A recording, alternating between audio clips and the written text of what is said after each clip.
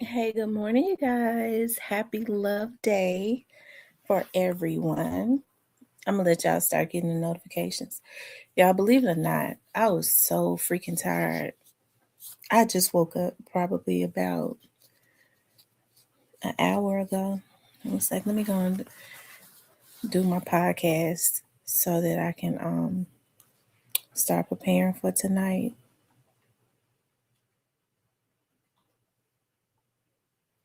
I'm gonna let y'all get the notifications. And I got some good news. Something that I had spoken with you all about probably maybe a month or so ago. I got some good news about it. How is everybody doing?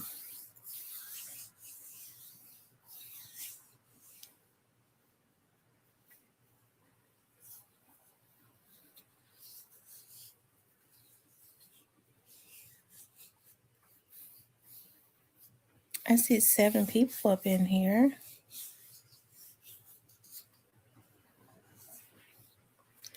I know everybody is probably out getting prepared for like what Valentine's Day. I think my Valentine started like yesterday for me. Yesterday and today and tomorrow and Monday, because I'm off Monday, I am going to chill out and rest. That's what I'm going to do. Chill out and rest. I'm going to order my mother. I'm going to see if they can deliver them today some edible arrangements. I like to send her like chocolate strawberries. I'm going to do that.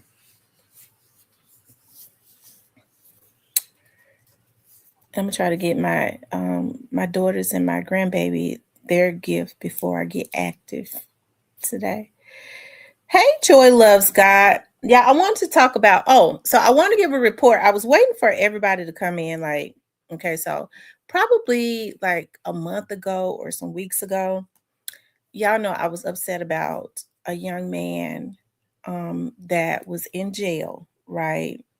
Hey, Jazzy C, a young man that was in jail for a crime that he did not commit, right?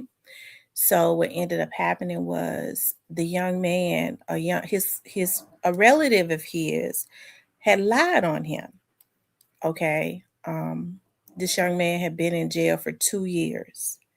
Okay, and finally, I ended up going and speaking with the young lady, and she changed the whole story. Like um, she changed the whole story. She told the truth, and her her dad and them, like, they were kind of devastated, right? But they jumped right on board with trying to um help to get the truth out there and get this young man free. Well, the district attorney's office started giving problems, right? First of all, you have to make sure that the child was not coerced, and she's a teenager, was not coerced. And I'm so happy that when I spoke with her, I asked her, "Did I coerce you?" And to say, like, she just told the truth about what really happened, and he didn't touch her. And so we started to get proof. We started to subpoena records, speak with other people about the history of lies that this particular child has told, especially as it relates to sexual assaults. Well, the district attorney's office did not want to cut this boy loose. He'd been in jail for 2 years. There was reports of alleged abuse. This was a young man that had never been to jail, a goofy type young man. Just a real goofy, had not been in and out of jail. Alleged he's complained about abuse of being in the Shelby County jail, alleged rapes.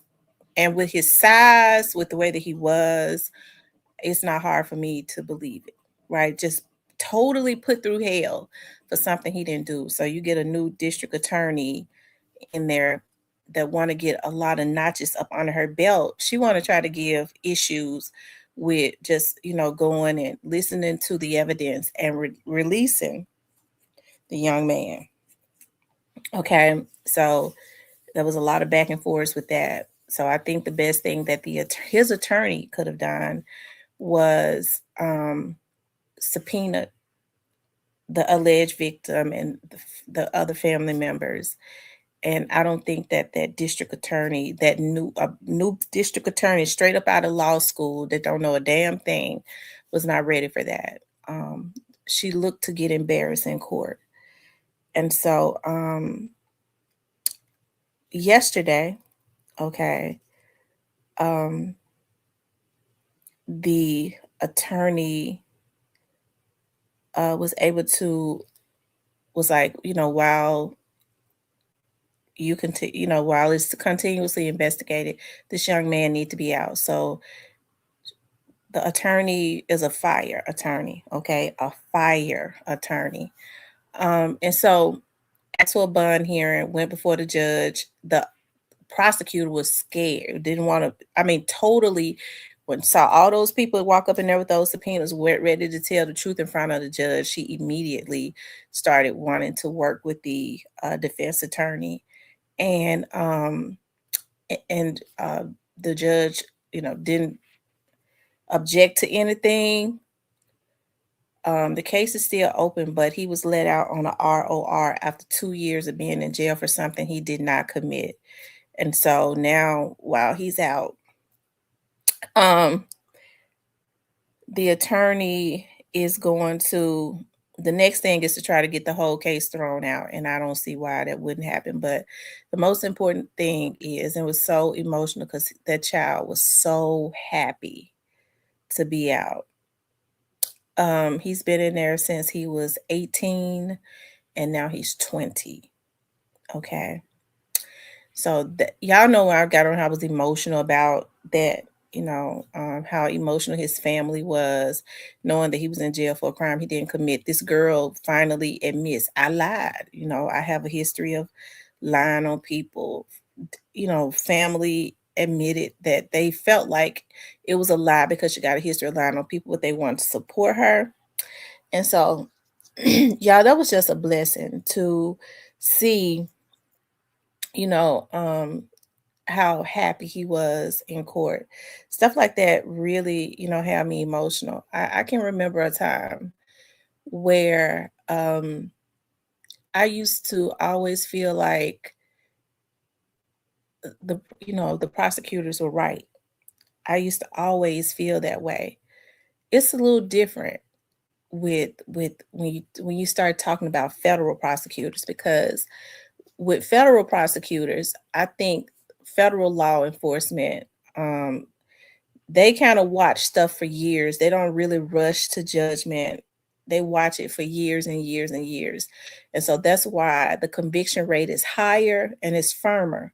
They normally have, you know, they've dotted their I's and crossed their T's. They kind of hit the bullseye because they don't rush, to judgment. They literally will watch you for years. They have a team that will literally watch you for years and years and years and years, right? So that's why it's a little different. But with the state district attorney's office, and I'm not saying that everything that the state district attorney's office do is wrong. I'm just saying, like, I think, what Steve is doing is, he taught a lot of these students. He have a heart, and which a lot of law students do come out of law school and go work for either the public defender's office or for the DA's office. But I think Steve would prefer, like, with his practices, a lot of his experience is transitioning out because of whatever his policies are. And Steve is not a mean guy. He's actually a nice guy, really. Okay. He just kind of in over his head. And so your experience is leaving, but you're ushering in a lot of these law students. And you feel like, well, they're manageable because I taught them in law school. All they got to do is just go by what they're taught. It's different when you're taught something in law school and when you I misread this. I was sick. That's okay. Guess what? I overslept too. So we both overslept. Y'all know when I got on here last night, I'm not gonna lie. I had probably, it don't take but 3 for me to have me sleeping tired. Glasses of wine I'd had when I was out. And so that's kind of what's happening. You know, you need experience in the courtroom. You need that. You need those years of experience. And I mean, he can't boggle down Paul Hagerman. You know, Paul seems to be pretty firm, and he has some more prosecutors, a few more that's left there with experience. Okay, but they're on these specialized unit prosecutory teams or whatever, and you bring in this piss and vinegar and stuff, and these new attorneys with piss and vinegar, and they want to get notches up under their belt, and they're totally like omitting and or overlooking truth. Okay, I think it's so sad because yesterday I was sitting, I was in the courtroom. Of course, I was in Judge Mitchell's courtroom yesterday, and I mean, it was nothing but women uh, in the beginning, nothing but women, and it looked like the yeah, it's so sad. And when I was listening to the charges, as she was, having them to stand up, attempted first degree murder, second degree murder, robbery, and attempted murder. I'm like, oh my God, like, I don't know what is going on. Like, the charges that she was reading out for these women, y'all, it is so freaking sad. It really is. I don't know what is going on with women.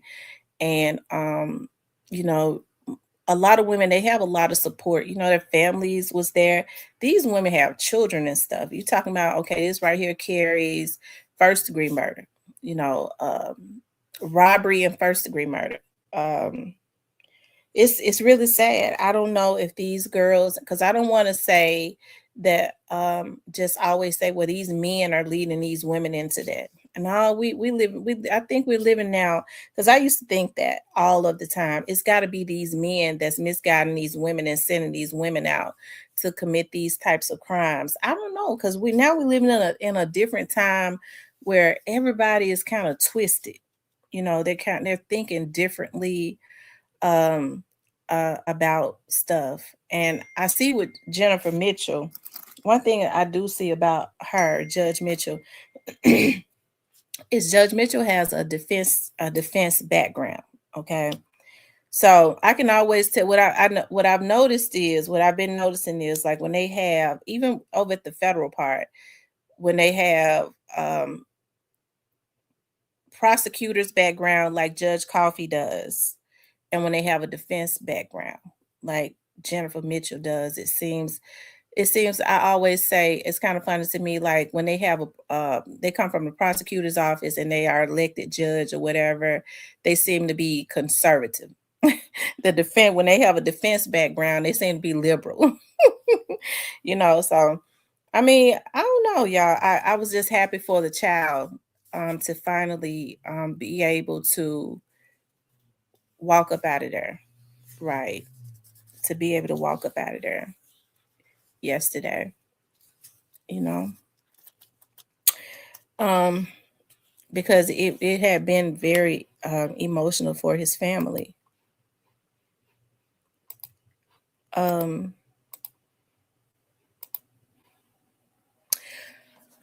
I remember I had worked when I was in the private sector. I had worked because even with those like cases that I worked on a long time ago, sometimes you might get a subpoena to come to court, even when you, because I mean, when you not in the private sector anymore. especially if you worked on those cases in the past, and it take years for them to get to court. I remember I had worked on this real high profile case of um, this. Well, I won't say because then people know who. Um, and it's different when they it's kind of different when they have money. It is. It seems like the blow is softer when um when they're not black and they have money, So I tell you, this man was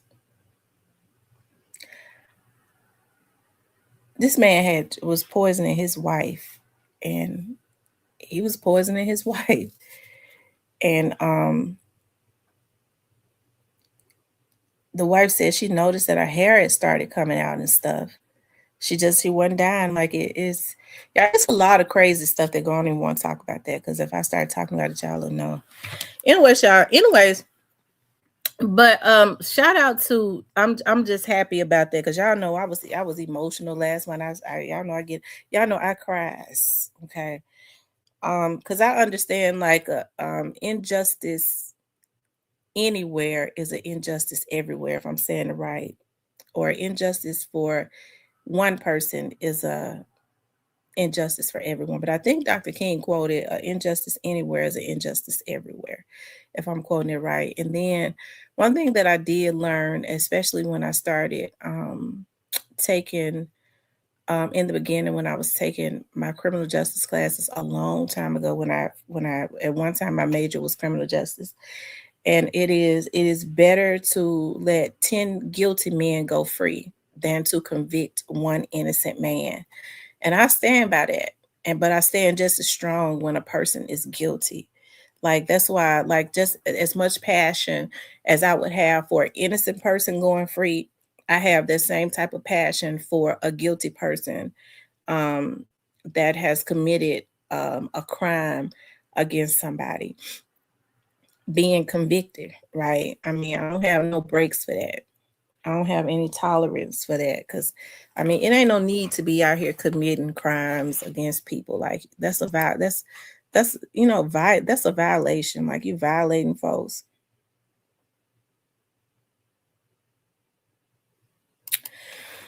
Anyway, y'all. I want to talk about that. I want to talk about also like the gangs are bad in Memphis. Cypress had sent me something last night. I didn't get a chance to talk about it. It's just to stop live streaming. I'm glad about that. Um,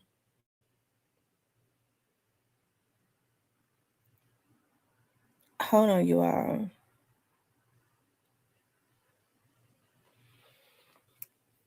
Let me see if I can find it.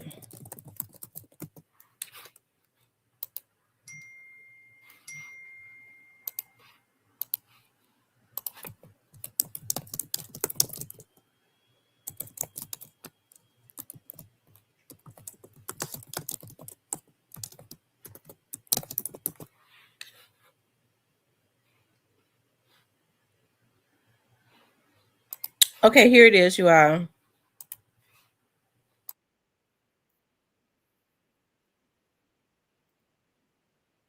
A large group of scammers that are scamming the people.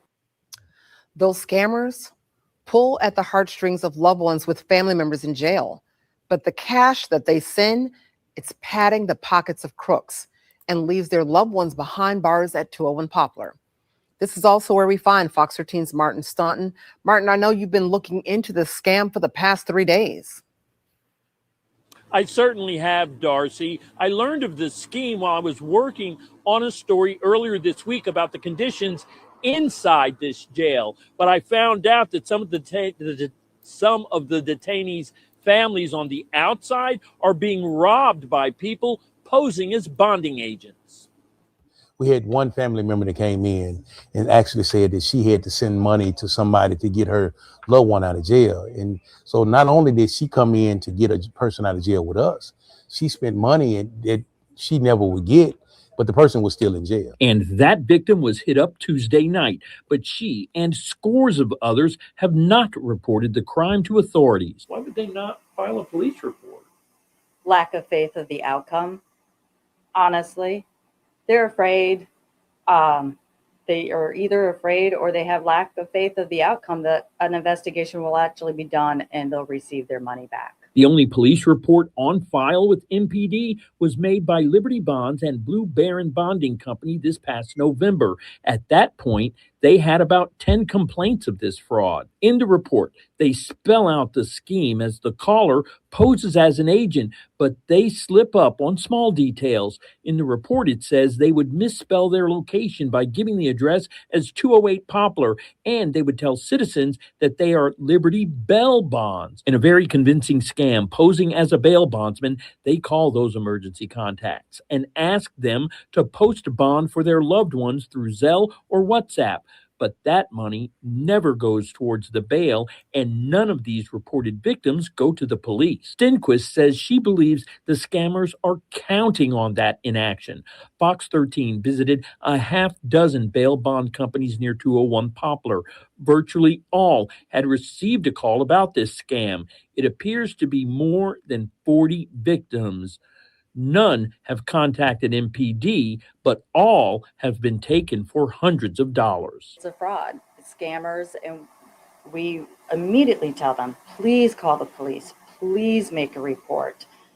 This is our report. We've made a report, but we can't be the only ones. There has to be more so we can put a stop to it.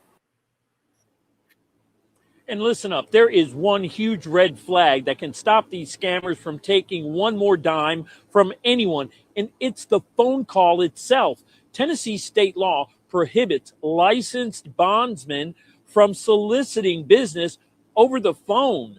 So if you get the call, hang up. Darcy? That is the best advice. That is Fox 13's Martin Staunton reporting live downtown tonight. Thank you so much, Martin. Well, right. Bail bondsmen are not supposed to call you and say, well, I see that you have a family member in jail. Let me bail them out. They're really not supposed to do that, right? So I think that's a start right there. Although you may have some legitimate ones that do it, they're not supposed to, especially if they know like a family member or something is in jail. But oftentimes when people know that they have bail bondsmen in their family, they reach out to their family members or whatever, or they will recommend a friend to a family member. But when somebody calling talking about pay via Zelle and all of that, that's kind of that's kind of sketchy right there, because you always really need to come in because you have to sign the bond. There's paperwork and stuff that you have to bring in, like if you're gonna put a deed up, put a house up, have to bring your deed, bring a copy of the deed in. You have to bring in your check stubs and things of that nature to the bonding company. So that the agent can write up the bond while you're there. You have to sign the bond. You have to bring the funds to the bonding company so that you can get your receipt, right? That's the best thing to do, to just come in. I know a lot of times people want to easily do stuff, but you always need to go into the company, right? That's how you're going to know that it is legit. And mostly all of the bail bond companies are directly across the street from the jail, okay? Because the one I work at is directly across the street from the jail. I normally don't go in to post the bond unless somebody call me. And it's usually because I don't sit in there. You have bonding agents that get up and they sit in there all day because that's their main source. I normally don't go in unless I'm called, right? Although I said I was going to. Maybe on a Sunday, okay, I might start going and sitting in to try to get new customers, right? Because right now all my customers are either recommended by it. All my customers really are my family members or friends of them that are recommended to me, right? So I'm randomly over there every now and again, but it's best to call a company that you see on Google, okay, and then go in and talk to, because when they start saying no agent is ever going to, especially the bonding company that I work for, the guy does not, he's not going to, you're not going to cash up any money to the agent at all, okay? D'Angelo laughing. I know, D'Angelo. I'm telling you, all my customers be family members. Look, I was sitting up here. I was sitting up here on live the other day. My cousin called me, and she had this urgency in her voice. And she's like, "I don't know what's going on." I said, "What's wrong? What is wrong?" And I mean, she was panicking, and she was talking about oh, Lord have mercy. My cousin, her brother, which is my cousin, his girlfriend, and her brother, the went and killed they even got into a fight with their first cousin and ended up shooting the first cousin and killing him. So I looked it up. I said, she ain't got no bond, and she probably not gonna get one. Just showing out with family and then mess around and shoot and kill your family that you've grown up with. Just a bunch of damn fools.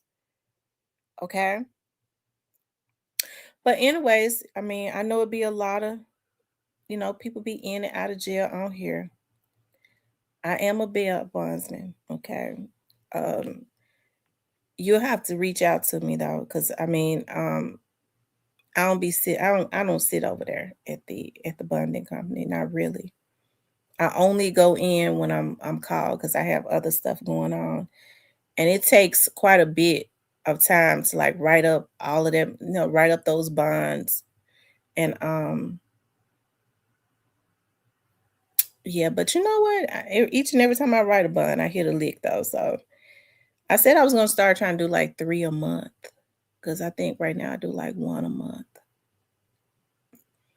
When the springtime and the summertime come, I don't know what it is about the penal facility, but my family just can't. What's ridiculous, D'Angelo? What's ridiculous?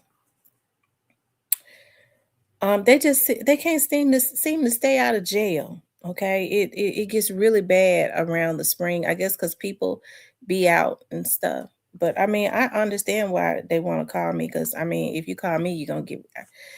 I mean, you're not gonna stay in jail long. Okay, you don't stay in jail long. What's ridiculous, D'Angelo?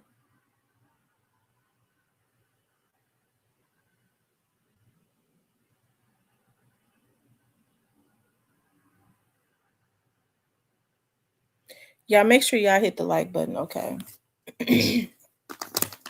Anyways, when I was working at the company, over at the bail bonding company, I had a lot of I've bond out a lot of people.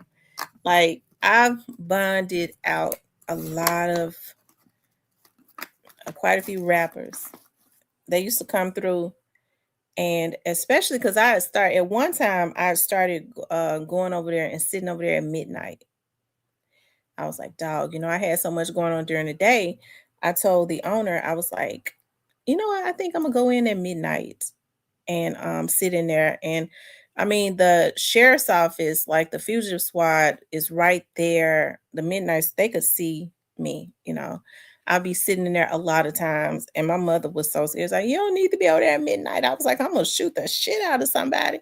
So, anyways, but I never had any problems. I kept the door locked. The only thing about it was, sometimes homeless people, they would, because it like in the back of the building, the lock was broken, and so they would come in through the back, and I could hear them. They couldn't, not in the office that I was in. It was locked, but I could hear them because they would be wanting to come in and sleep back there, right? And that was back there because this is some attorneys that work back there, so I could hear them back there because they couldn't get up to the front where I was. But I remember one time I was over there.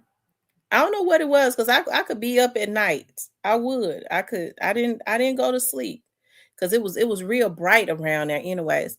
And this guy hit the window. I was looking up at the TV. He had just gotten out of jail. He said, boom, boom, boom, boom, boom. It scared the hell out of me. Because when I looked at him, he was like, I just got out of jail. I came to sign my bond. And I was looking at him, and his eyes was dancing. His eyes was dancing like in his head. Okay. Raymond Houston, what's Walking Dead?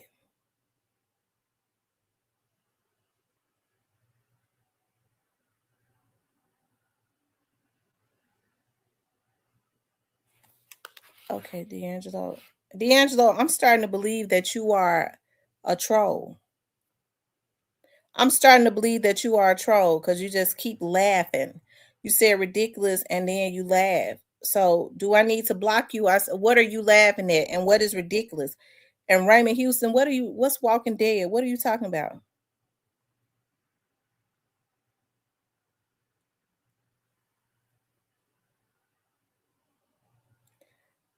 Okay, but I really want Raymond Houston to tell me what is Walking Dead. What are you talking about?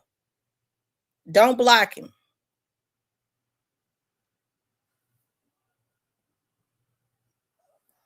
Because see, Raymond, I've seen you up in here before.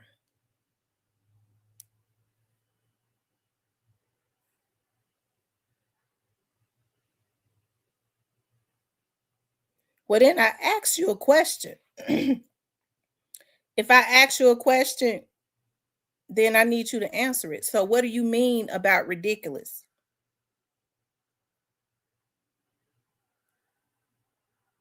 So Raymond Houston, what are you talking about Walking Dead?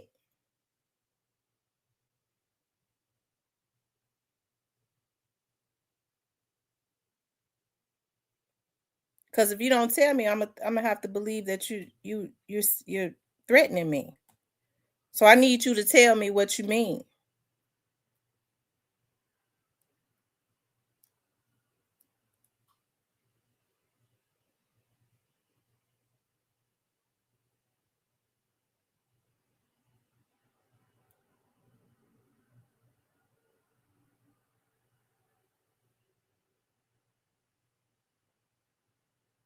Oh, okay.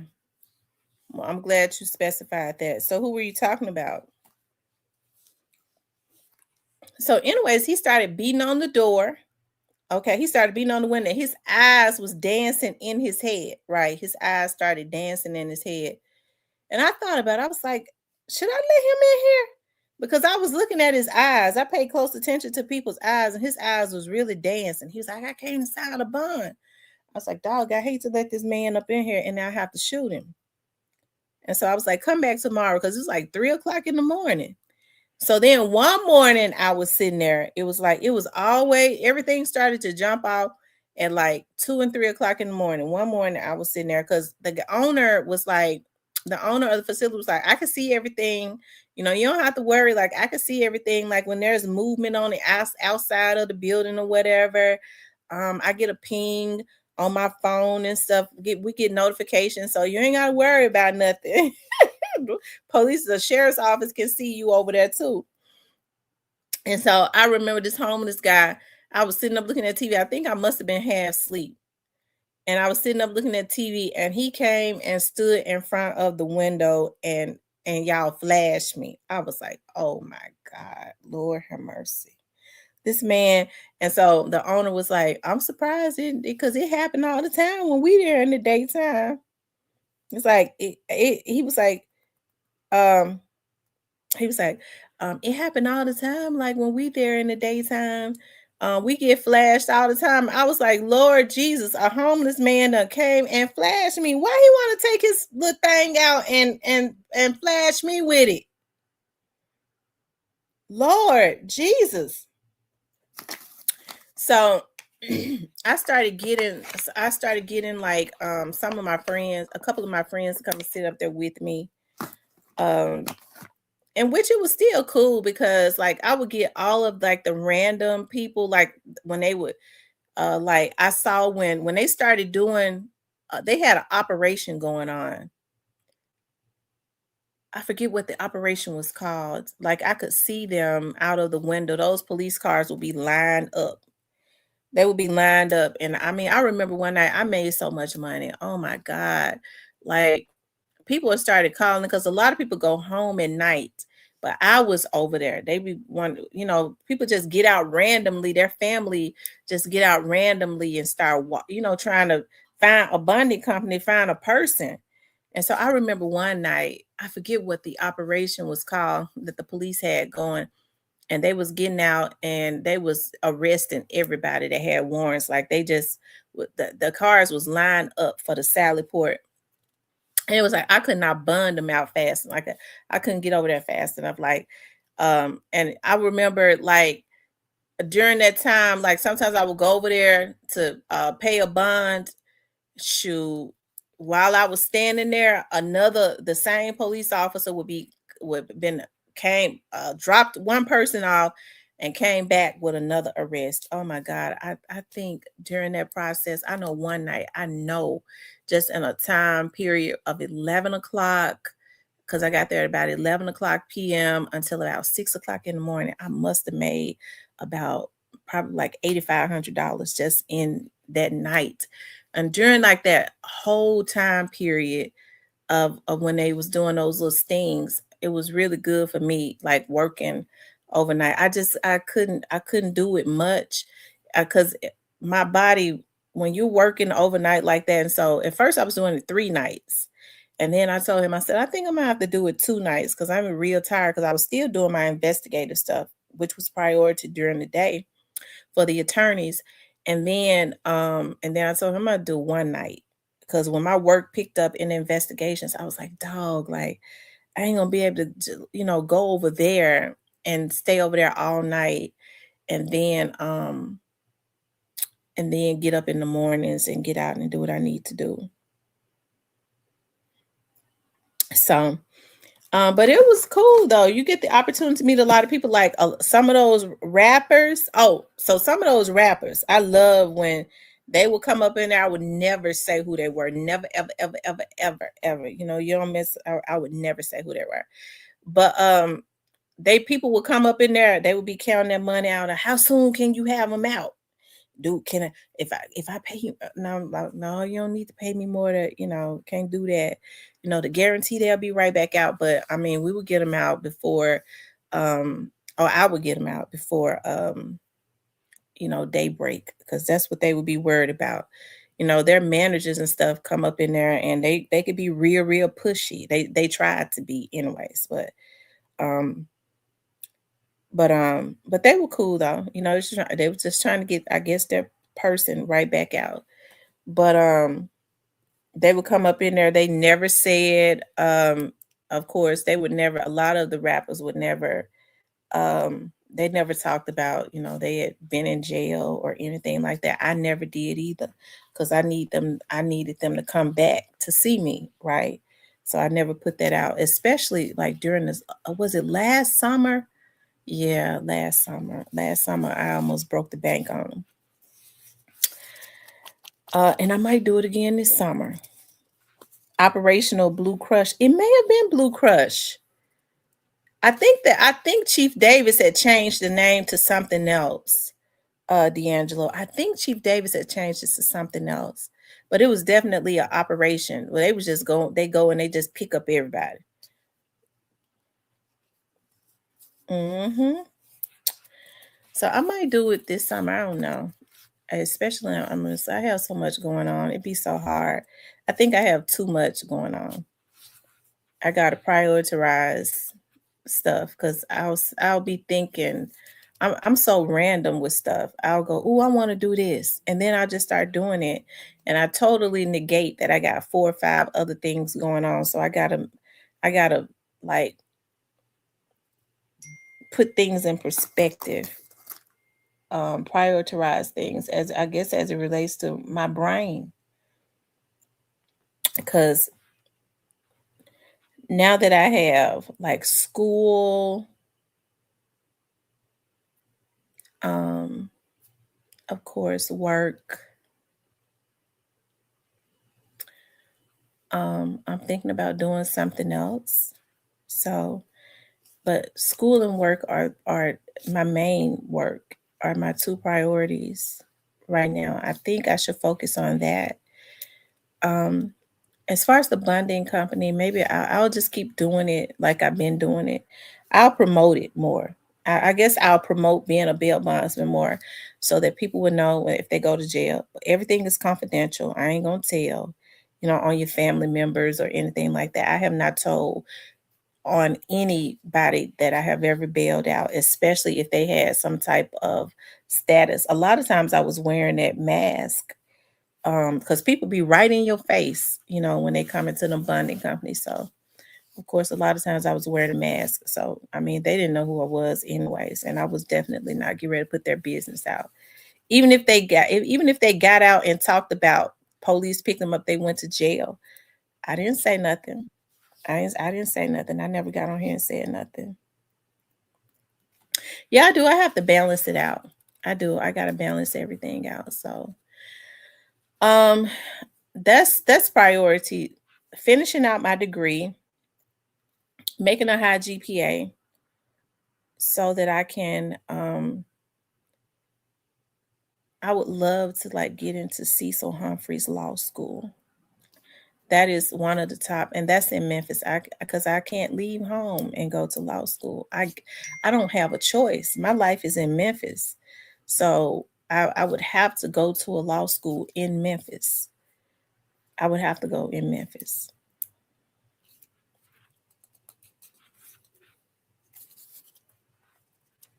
So that's why I have to keep my GPA high, because Memphis has one of the top law schools, and you definitely have to have a high score to get up in there. And my job, I love my job. Just being able to help people, where their lives are affected the most, and most people's lives are affected the most in the criminal justice system, and having the opportunity now to see it from all aspects, because of course, he says stop overthinking over. That's true. Stop overthinking and overreacting. I definitely overthink. I overthink a lot. And it makes me overreact too. And then after I calm down, I go, well, maybe they didn't mean it like that. I'll go, well, maybe they didn't mean it like that. Because a lot of times, like when people come in here, believe it or not, I'm so guarded. And I think, I don't, especially when new people come in here that have not had the opportunity to see like the history of what has happened to me on here. So I'm very, very guarded. A lot of times I will jump to conclusions. I'll go, why you say that? What are you trying to do? What are you talking about? Are you trying to threaten me? Because I've had people to, especially if they're new. That's the reason why when Hitta was doing, saying that I said that, like if it's a new person to come in here, I absolutely do it like that. Hey, how you doing? I ain't never seen you. Oh my God, Hitta like to have tickled me to death when he was doing that rendition of, I guess, of me. And but I do, because I am very guarded. Like I had the opportunity to see firsthand like how sick people can be. I'm like, dog, I'm sitting up on a damn vlog with 40 people on here. Like it ain't nothing like exciting about me. My life is boring. I work all the time. Like it ain't like I'm no celebrity or anything like that. But I guess, people are sick. People become, I guess it's just in human, I don't know. I guess it's in the nature of a sick person to become fascinated for some reason with other people's lives. My life is very boring. Okay. I like to sit by myself all of the time. That's just one of the things I like to do. I like to sit by myself a lot. Thank you, Raymond. I like to sit by myself a lot. And and think and meditate. If I couldn't do that, I don't think I could function. You know,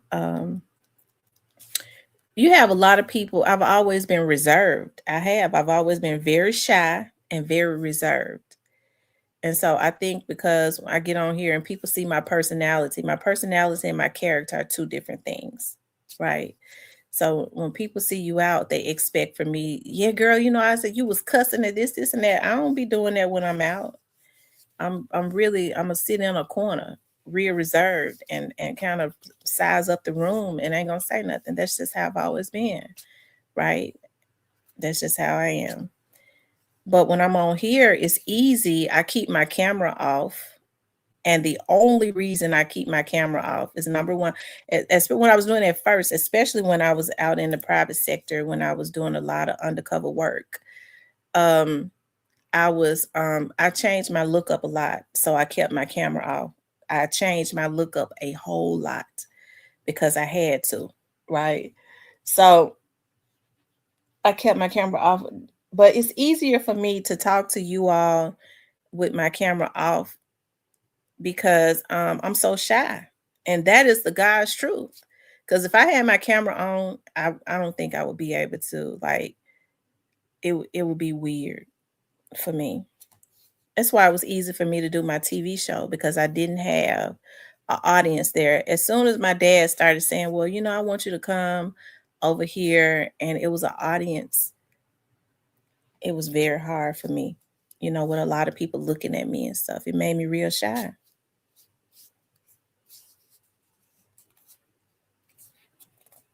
So I think that people what people have to understand is, like, a lot of times what you see on the surface is not necessarily what it is. Like, I see you out, I'm not gonna cuss you out. Okay. I'm not. If you start trying to act crazy, if I see you are aggressive, I'm gonna try to get away from you. That's what I'm gonna do. If you follow me, then you probably gonna have a bad day, because then I'm gonna fear for my life. And that's all I'm gonna say about that. Okay. You need to sit at an exotic bar more often, even if you don't drink. No way. I don't sit at bar. I don't go to bars. I'm good. I don't want to go to no bar. I don't want to go to no bar. Now tonight I'm going somewhere. Tonight I'm going somewhere. But when I get there, I'm only going because it's something that you know, yeah.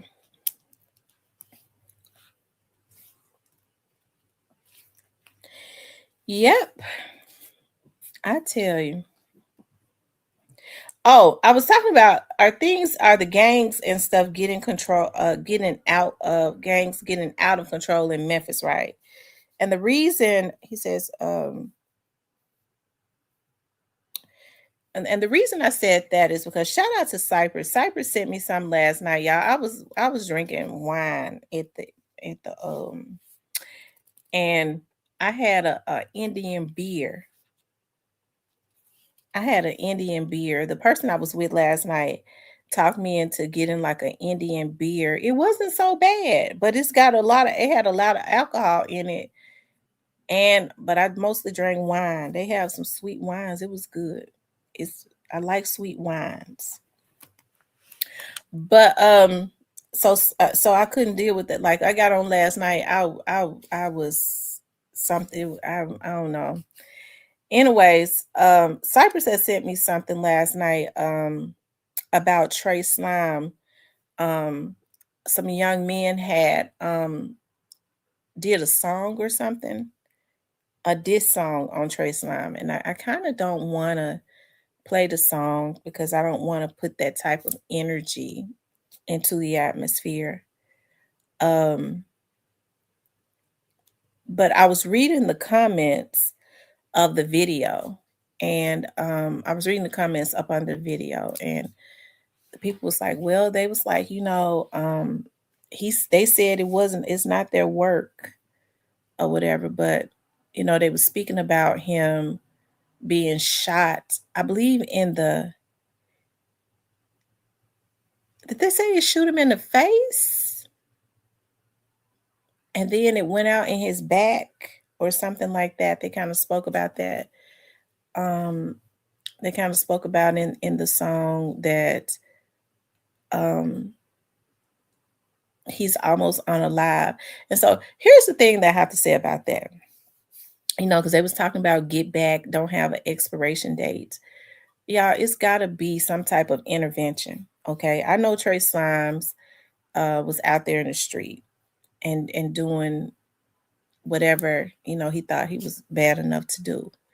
But Trey Slimes is still as far as we know, he's still alive. If he's still on a ventilator or whatever it is that's going on, he may be out of the hospital. Who knows? Okay. Evidently, but even if he is, let's just say if he is, because I don't know, on a ventilator, evidently there must be some type of brain activity. His family feels like there's some type of hope that may bring him back this way. Trey Slimes is a young man with a lot of potential. But what these kids got to understand is when you draw blood, and I'm not just talking about Trey Slimes now, when you draw blood, okay, I don't care how adorable you are, how talented you are, when you go and you draw blood somewhere else, and when I say draw blood, you may go and unalive or hurt somebody that is near and dear to somebody else. They're going to want their get back, right? And so it's like a repetitive cycle, because you think about it, whoever these people were, and I don't know who it is that did what they did to Trey Slime, they have been trying to unalive him, and God, you know, they shot him straight in the face the first time and he survived. Okay, his face was swollen up, but he survived. And then they went, and it seemed like to me they might have did the exact same thing, hit him in the face, and he's still fighting, right? So if you ask me, that's a person that has something, because if he pulls through this, you know, that's a person that definitely has some type of mandate or calling on their life, as we all do. We all have some type of calling on our life, whether we adhere to it or decide to answer it. That is totally up to us, because God gives us free will, right? But what these kids got to understand is that if they don't stop killing each other, they are going to make our race extinct. A lot of us are getting older. We're in our 40s. You got people in their late 30s and their 50s and 60s. Hey, we're getting to the end of the road, right? And so it is up to the young people to carry on our generations, our legacy, our community. But we cannot have a Black community, a pure Black community, without pure Black men. Okay. We need Black men in order to produce Black babies. And at the rate that these Black men are going, okay, we ain't go our daughters and stuff, we're gonna be extinct in a few years. Okay. We are going to be extinct in a few years if they don't get their lives together. Okay. If they don't get their lives together. And so I think, hey, OG Snake Spotter, something has to happen. Hey, if Trey Slimes pull through this, and hey, I hope that he pulls through this. I really do. But I hope that he pulls through with the renewal of the mind. But when you've done so much dirt, see, a lot of times people think when these kids pull through stuff, these young men, they pull through and they go back to where they were. It's because they want to. I think a lot of them want to get out. But when you have done so much dirt and you unalive so many people, it's hard to go back to that. You have to always look over your shoulder. Your family and stuff is always in danger. So what they do is they have to go back to those areas where they feel protected around the people that they feel protected, because if they start to try to isolate themselves from those type of people, not only are they looking at their opposition trying to get revenge on them, now they got to worry about the people that they once felt protected around trying to get revenge on them for trying to isolate themselves. And that's why I think it is just good to start trying to teach your kids about not joining gangs. And so because kids are a product of their environment, if they are around that peer pressure, it is hard not to do. So that's why I say, instead of going and buying weed, feeling like you got to be at the damn weed man and bragging about how much you spend on weed all the time and how much you spending on your nails and your hair, and you going and buy, Gucci shoes and shit like that, and you living in the damn projects, your ass need to be trying to save some of that money to get up at the projects, okay, to get your child away from those type of environments. That's the only way that they're not going to fall prey to that. But people don't want to talk about that. You know what I mean? Well, bro, my environment. Yeah, you are a product of your environment, but you sit up and you brag about weed, just like the income tax checks and shit get ready to come out. They get ready to go buy them raggedy ass cars. They get ready to go buy a man. What you look like with a damn nice car, okay? And you living in the hood, okay? Your priority is a car. Yes, you should have a car. But why would you go and brag about spending $40,000 and $50,000 on a car and you living in the hood? One thing that I do see about a lot of rich people, they might be driving a damn Toyota Corolla, but if you follow them home, you gonna get stopped at the gate because they living behind a damn gated community, because they understand the safety and the environment is what is important. They don't want their children to be a product of no bad environment. So yeah, my Toyota Corolla gonna get me to and fro. That's all I need, for it to have low mileage, for it to have low maintenance, for it to be a nice car, not smoking, a new car, okay? But that house, that area that I live in gonna be right. But in our community, you subject to go any day to the hood. That if you sneeze in the house too hard, you're gonna fall through the floor. Anytime it rains, okay, you're gonna get a bath because they don't take care of the damn roof. The roof got a hole in it. But parked out in the driveway is about $60,000-$70,000 worth of merchandise. Okay. You could have done got you a new house, moved in a new area, or fixed that ragged ass house you living in with that $60,000 worth of merchandise that's parked in your driveway.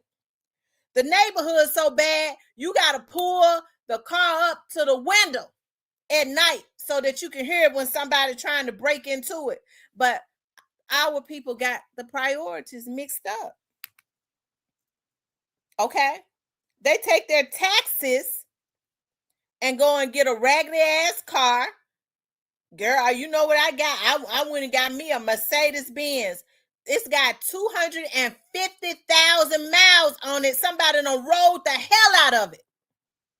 It ain't no good. You ain't even got the money to keep up the maintenance. Not only do it got 200 or 100 and some thousand miles on it, you got a damn note after you done went and put 10K down on the damn car.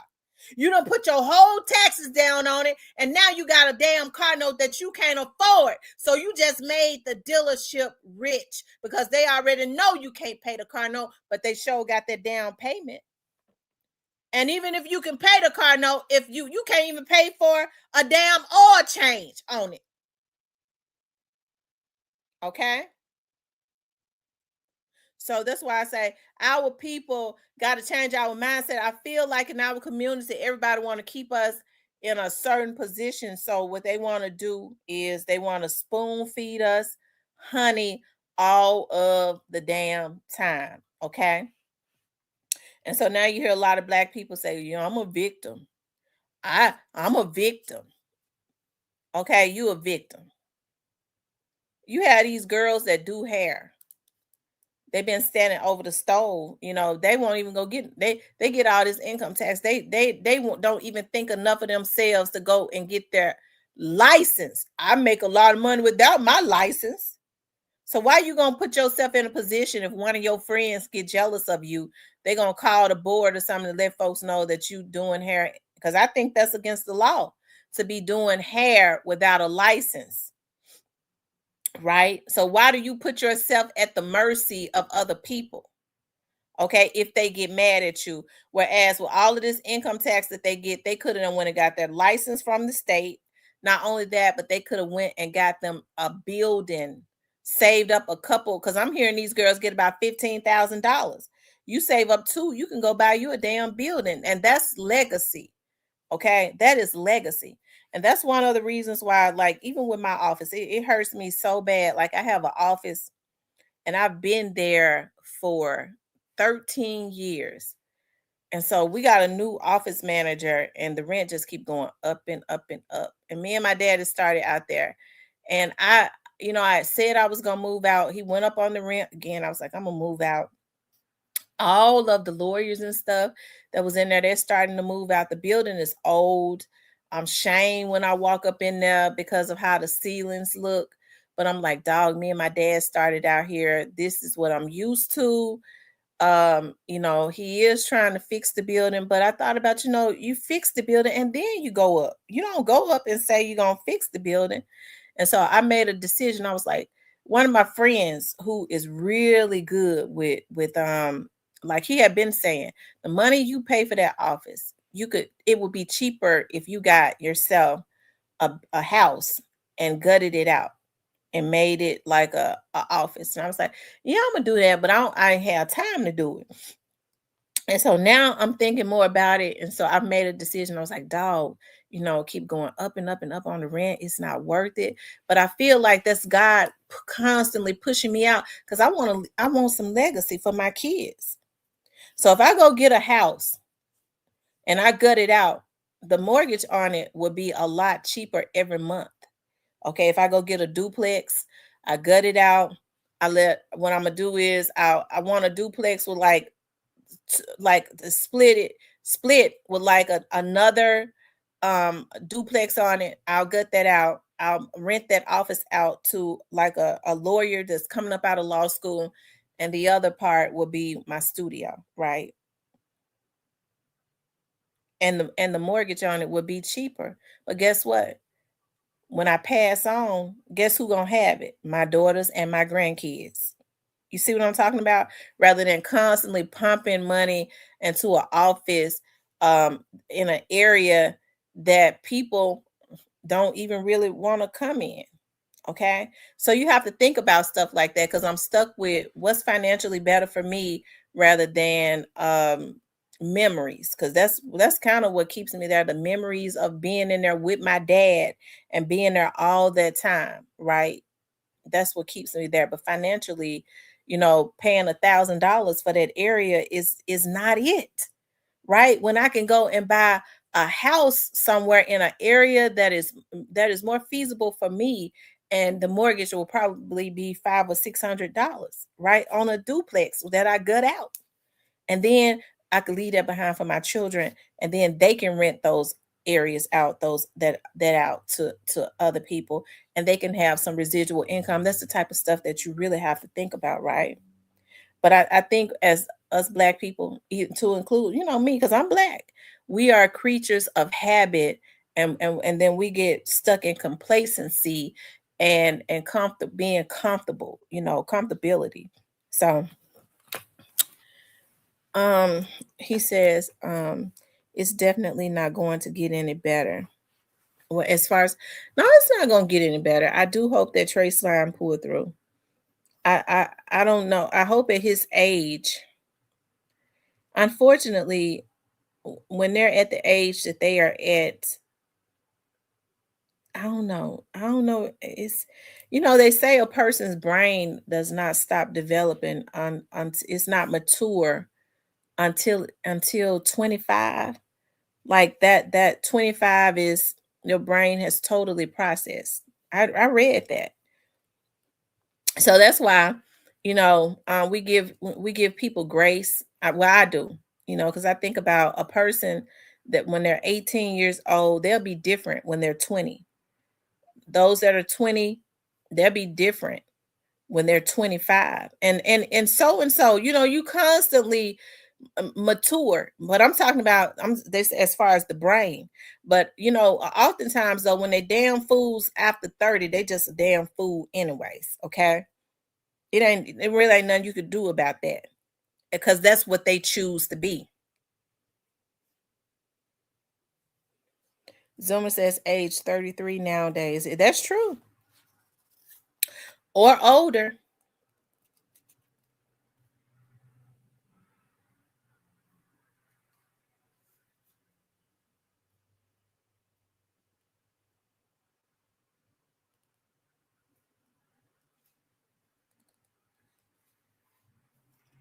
Hey, capital BG. Capital BG, what does your name mean?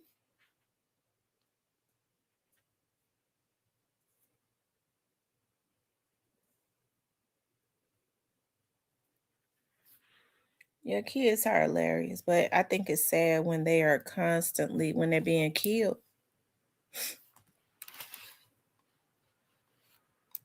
They're not living at their full potential.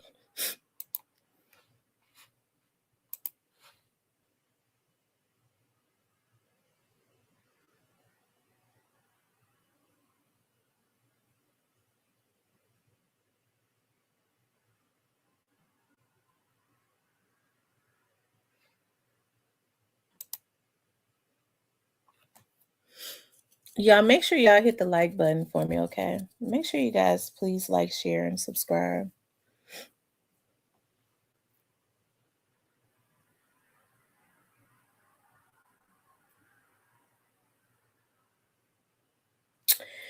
Anyways, other than that, you guys, what else has been going on?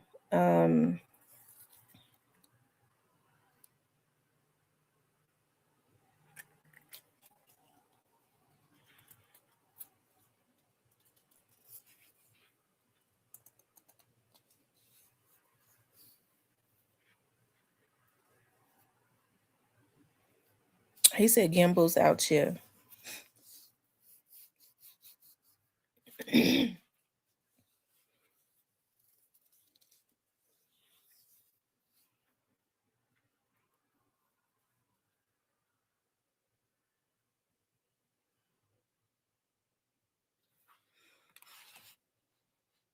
Yep.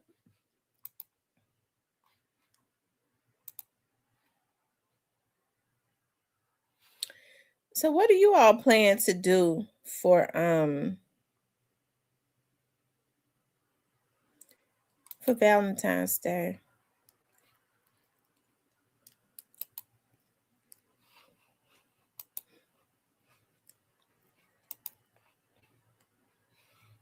Yeah, make sure y'all hit the like button.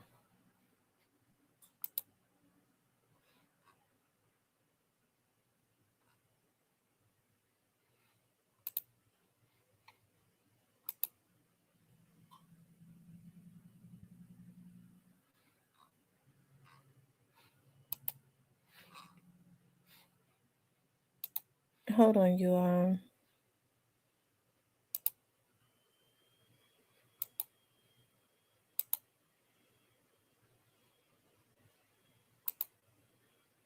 I'm trying to look at something.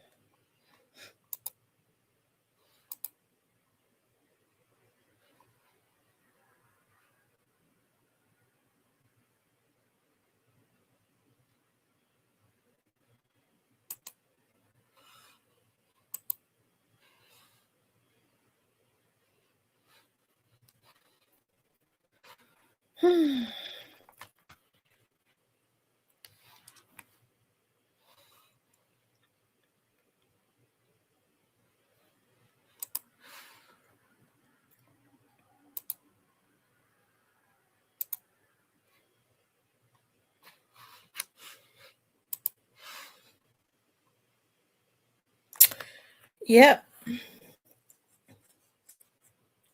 Anyway, Sean, I don't think nothing else is really, going on. Hold on, let me see something.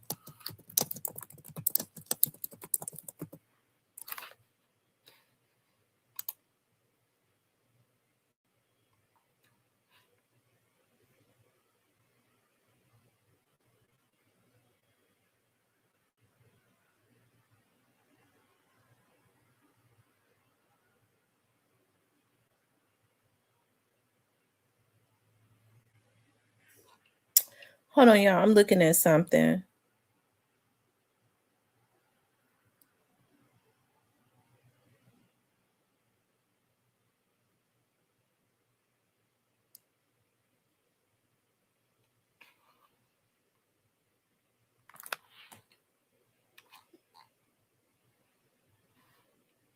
Yeah, they passed the new Tennessee bill to stop live streaming evictions.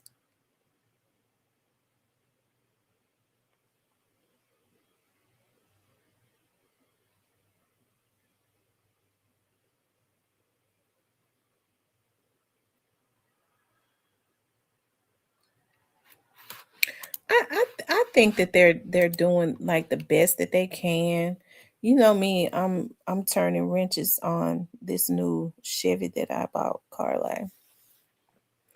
Yeah, it's okay to, and I'm not saying that people shouldn't buy the cars and stuff that they like, but there's no way that I'm gonna be driving better than I live. I'm not going to have an expensive car and live in a bad neighborhood. I mean that those are I mean everybody's priorities are different because I'm gonna say this, like people get inherit houses, okay, that they may inherit a house and it may not be in a good area. So they might decide, well, listen, I want to go fix this house up. It's paid for and live in the area. That's different. That's different.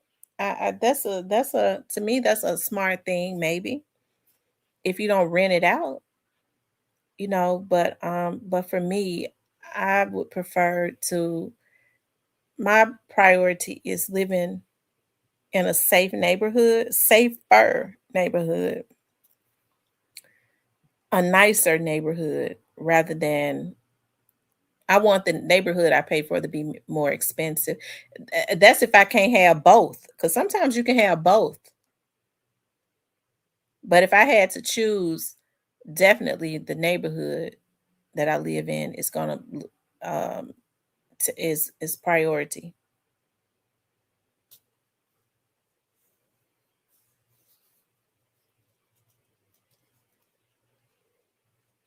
Yep, it is priority. You say you're done with so-called friends. Well, you have to be very meticulous about who you call your friend, um, because now people are not. What's the word that I'm looking for? People are not. I can't think of the word that I'm looking for.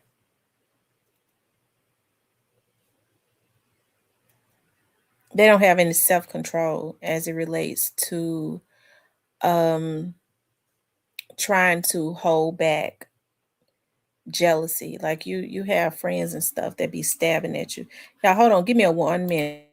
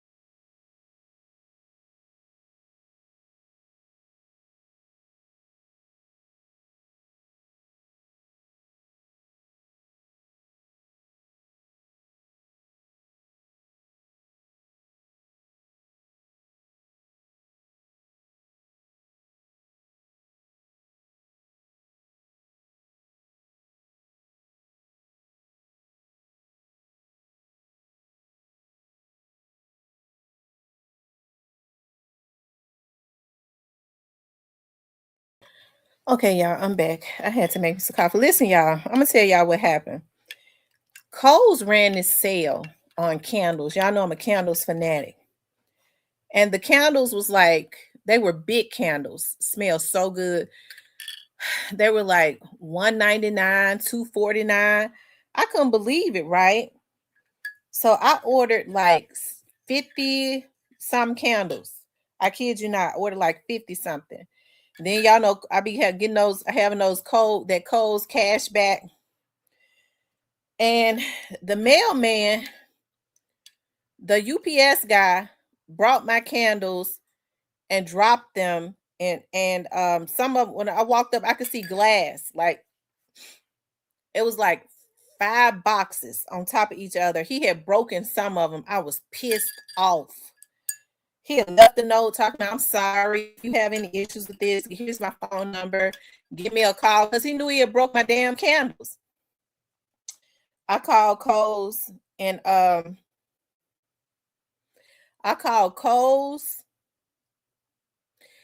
was pissed off. I told him about what the mailman had did. How about, they was like, no worry, no worry. Do you know which candles? I said, listen, all I know is it's candles broke. I don't appreciate being treated like this.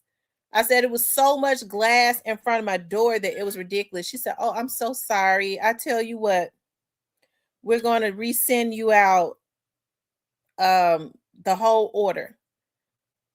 We're just going to resend you the whole order. So when I opened the box, it was like the bottom box where he had broken, it was like 3 candles broken. So I was able, 3 or 4, I was able to take those candles out and put them in another glass.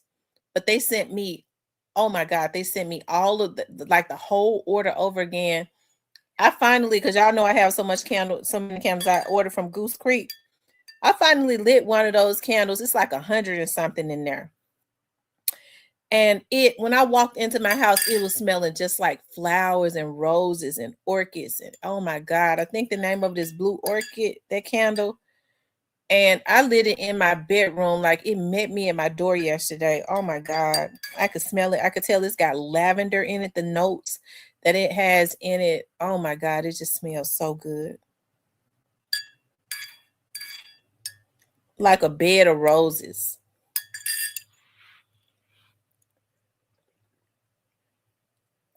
That's exactly what he did. He tossed them. He tossed them.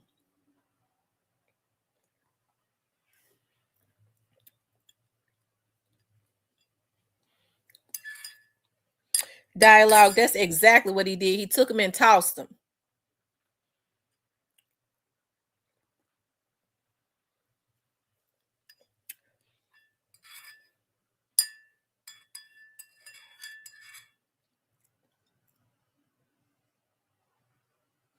It was totally rude.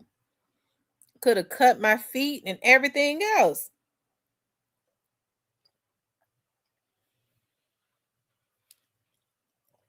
I love candles. I be going into the dollar store, and they sell these chocolate fudge candles. Oh my God, they ran them on sale. I went to every Family Dollar in Orange Mound because now they've started to phase them out. The guy at one of the Family Dollars told me we're phasing them out. Because I bought them one time, I lit it, I put them in my restroom. I like to put small candles in my restroom. I mean, they smell so good. And they ran them on sale for like 75 cents. I went to every Family Dollar in Orange Mound because it's one on Park, it's one on Airways. I mean, they were still in the boxes. And I got all of them. I was just picking up the boxes and putting them. I got all of them. So I got them stacked up so that I can light them in my restroom.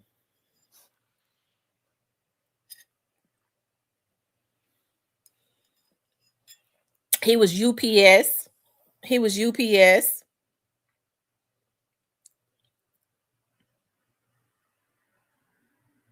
That's why he left that note.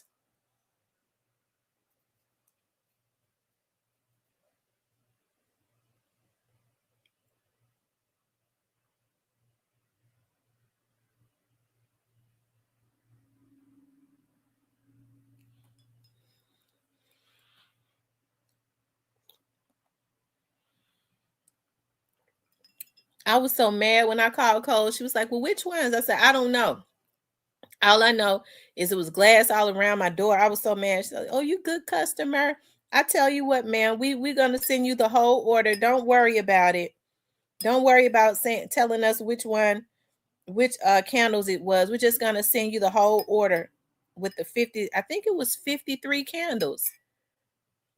We're just going to see those candles. Like I said, they were on clearance, and they were the tall ones. They were like $199, $149, $250. D'Angelo says, I'm resting today. I have to have calculated steps out here. You dig? D'Angelo, what area are you from? Where do you live at?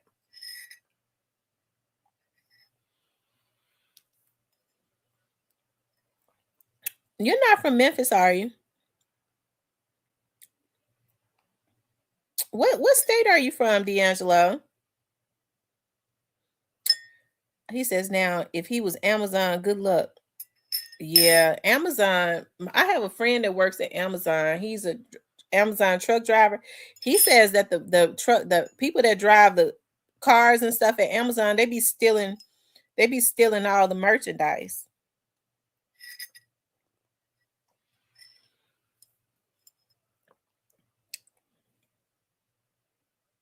Hey, Tyranny.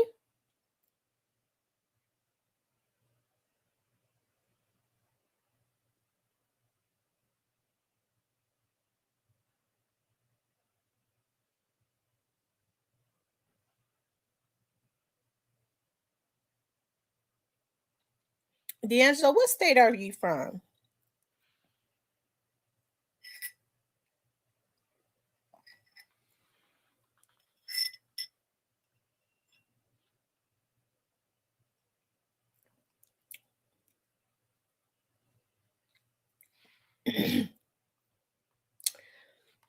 Let's see. It says D'Angelo Tyler 3602. If I had to decode your real name, I would say your name is Tyler D'Angelo and you was born March the 6th of 2002. Am I right? Y'all make sure y'all hit the like button.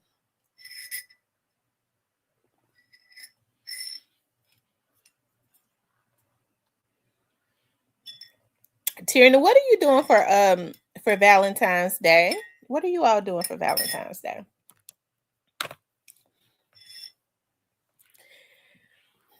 At first, we was gonna go to the casino tonight. And I think about everybody gonna be at the casino tonight, so I don't want to go to the casino. Even though my right hand has been itching, I'm not gonna go. We're gonna go somewhere else. My cousin is having a Valentine's Day, I guess party or something at his club, and the only reason I'm going is because my cousin's club. So you don't hey Edward Potts.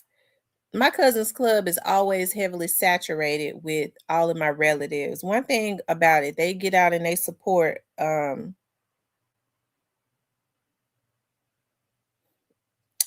thank you, Miss Sharon. I was looking at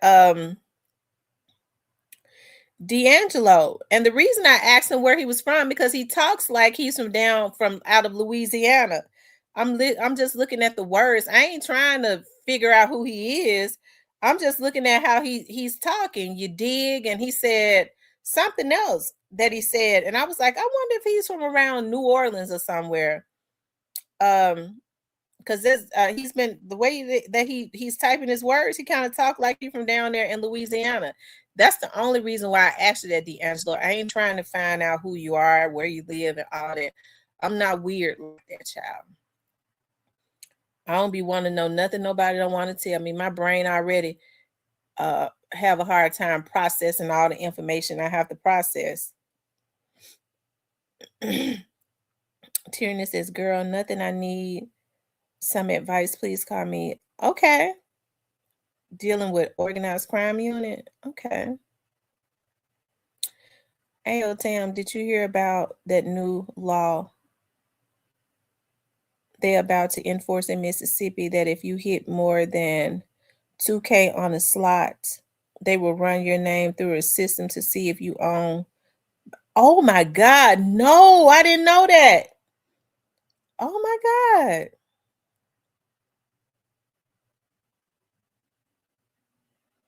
Wow.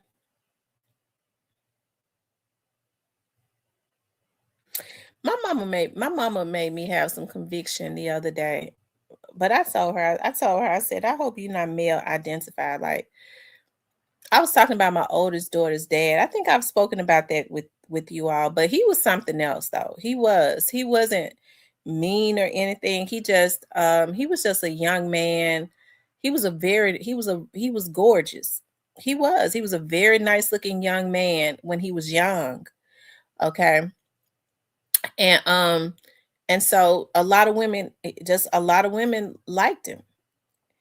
And what I was a young girl that had not had any experience but with one man. And so when I guess he decided he was just gonna play me, because that's exactly what he did. He played me, right? He played me and I got pregnant. That's exactly what happened. And so because he definitely never really had any interest in no babies at all. Like, I later found out because he had a lot of babies at his age. Like, he lied about. Yeah, I think that's why I'm so untrusting now. And I'm not trying to talk bad about him. I think he ruined my trust right out the door, because I remember I was so trusting and stuff. Like, I was really trusting, and I think I was just really naive, and I thought that everybody had good in them. And he was really one of the ones that really started to turn me, like, I didn't turn cold. I'm not bitter or anything, but he really woke me up, right? Because he lied.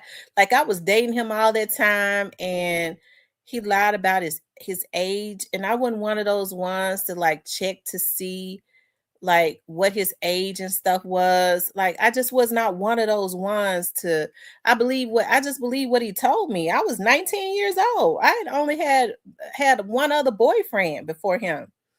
And so it come to find out, like, I was 19, because I remember all those years back when I told him I had graduated. And I told him when I had graduated. He said, you just got out of school. You just got out of school. Like, I think I had graduated. I may have been like 18 when I started talking to him. Yeah. And I remember him saying all those years back, he said, you just got out of school. You just graduated. I said, yeah. Because he had told me he was 23 years old. Come to find out, that joker was like 28 years old. Like, that was the game that he played on me, right?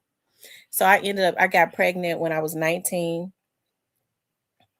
And I had her a couple weeks before I turned 20. And yeah, he didn't have no interest.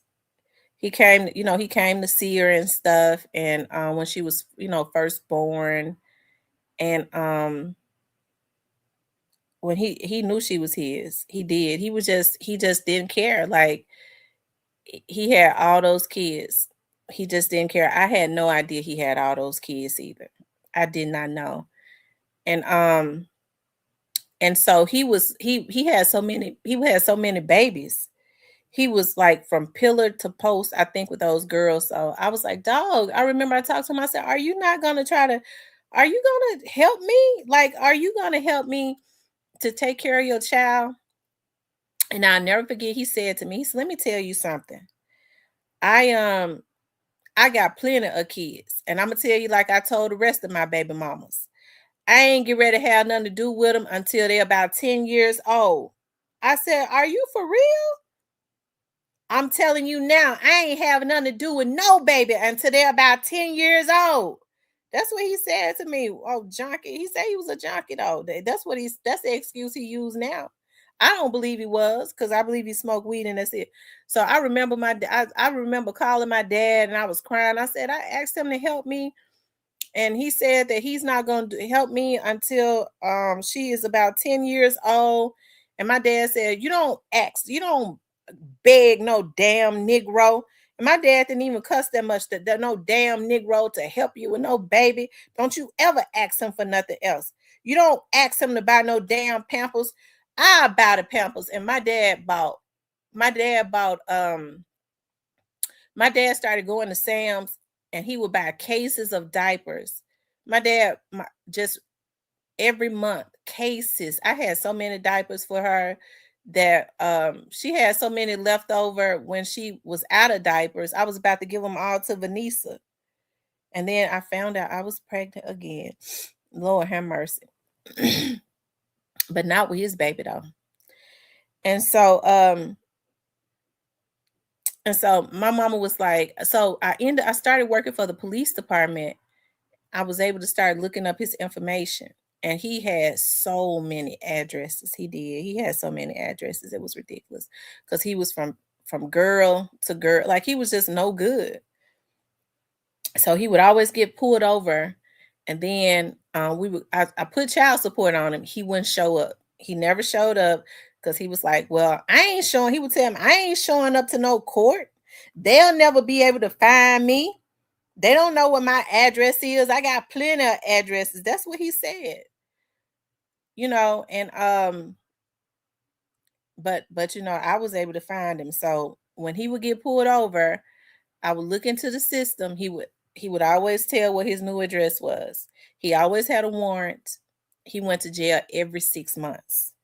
He went to jail every 6 months. My mom was talking to me about that the other day. She was like, you know, you sent that boy to jail so much. I said, yes, I did, because I think being a young woman, I just could not wrap my psyche around a man that I had a baby for or with saying to me, look, hey, I don't want nothing to do with that. You basically, I'm gonna tell you, like I told my other baby mamas, when they turned 10 years old, that's when I started having something to do with them. So to me, that was very like devastating to me. I think that's what made me like work so hard to be the best mother that I could be. I never took advantage or never took for granted that I would have been the same type of girl, because now I've had the opportunity to like meet some of those girls, and they had some hard times. And so I just thank God that I had such a really good support system, whereas I didn't have to struggle or suffer or anything like that. But I think he is one of the reasons why I don't trust nobody, especially these men. I'm real suspicious about anything they say. In everything. And I hate being like that. Like, I just kind of take it with a grain of salt. I remember one time, this guy that I've been with for 5 years, he said, when I tell you I love you, like, what do you think about it? I said, I take it with a grain of salt, because you say it, and okay. I mean, you say you do. I'm not in your mind to know if you really in love with me or not.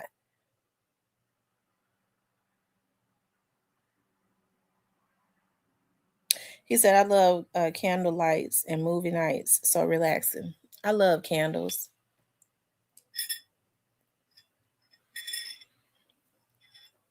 But he said that, you all, but he would see her. He would see her though. He would, like, he was so random with it. He would call her because all of his children had suffered with asthma really bad. And so he would always call me at the beginning of the year. He would go months without calling her when she was a baby or checking on her. And then he would always call at the beginning of the year. I was calling to make sure she wouldn't have no issues with asthma. She had bronchitis, but it never developed into asthma, and she grew out of it. She was the only one of his children that did. And I think about him now, though. Like, my daughter, I never told my daughter how her dad was, because what I did was I just isolated myself from him, because I think there was a time there was a time in her life, especially when she was like 7 or 8 years old, where he would try to call her, and I wouldn't deal with it, right? I didn't tell him he couldn't see her. I just wouldn't take his calls or nothing. And so, anyways, but I never told her anything bad about him. But I think about him now and like the stuff that he goes through. I remember probably about a year ago, my daughter was like, Mom, you know, I talked to my dad, and my dad is he's living in a hotel, and he asked me if I could go pick him up, go buy him some like turkey meat so he can make some sandwiches and stuff. She said, what you think? I said, I think you should do it. She was like, okay. She's like, he said he wanted some cereal and just like some turkey meat and bologna so that he could have something to eat. And that really touched my heart, right? And so I was like, I tell you what, whatever you come and get some money from me too, and don't tell him that I put in on it so that you can get him some more stuff, like more meat, more turkey meat and cereal and milk and stuff like that. I said, but don't tell him that I gave it to you. You know, she was like, okay. I think it was very important for me not to taint how she felt about her dad. But I see him now. I see a man that is really tormented, and he has been tormented for I think his whole life. So I know a lot of times, I said that to say this, I don't know why he's on my mind. He's been on my mind a lot anyways, because he's been having heart issues, because she went to the hospital. He was there. He won't stop smoking. He says cigarettes. I don't know what he smoked though. But a lot of times we mad at people, and we don't really know what their backgrounds are, how tormented they've been. And then as women, we have to choose better. You know, I wasn't trying to get pregnant or anything, but I'm glad I did, because I'm happy to have my child. But you have to give people some grace, I guess, because you have women that stay mad at their baby dad, is like, from the kids are 35 years old and they are still angry. But just looking at that man, and now how he's starting to talk about his torment and how he was on drugs and stuff. And I think about that now, he probably was on some type of drugs. How his mom, he was tormented from when he was 16 years old. And they found, their mama dead. Found their mother died. And she died of a drug overdose. Okay, they woke up and found her dead. And so then years later, he's in the house. It was just him and his sister. His sister had lupus. And he says that he was in the other room. He had no idea. His sister passed away when my daughter was about 14. And he said he goes in there and his sister is cold. So she died in her sleep. So I think that he's just a tormented, he's always been like a tormented soul. Because I think about it now, like when I was with him, like how he used to wake up in his sleep, just kicking, like he was trying to kick his way out of something. Now how people start kicking, like if they're trying to kick out of a car, he was just started kicking, having fits of just I think he was just tormented. He's been a tormented person. So I said that to say this. I know folks always should be telling her business. I don't mind telling this because I know this might help somebody else, especially as we get older. And I don't want my baby dad is neither one of them. Okay. But give people some grace sometimes, because I had a determination, like I was driven, because I was like, he's told me he's not going to take care of his child. I was driven by revenge. And by that time I had started working for the police department. So I had the police department behind me to be able to make his life miserable.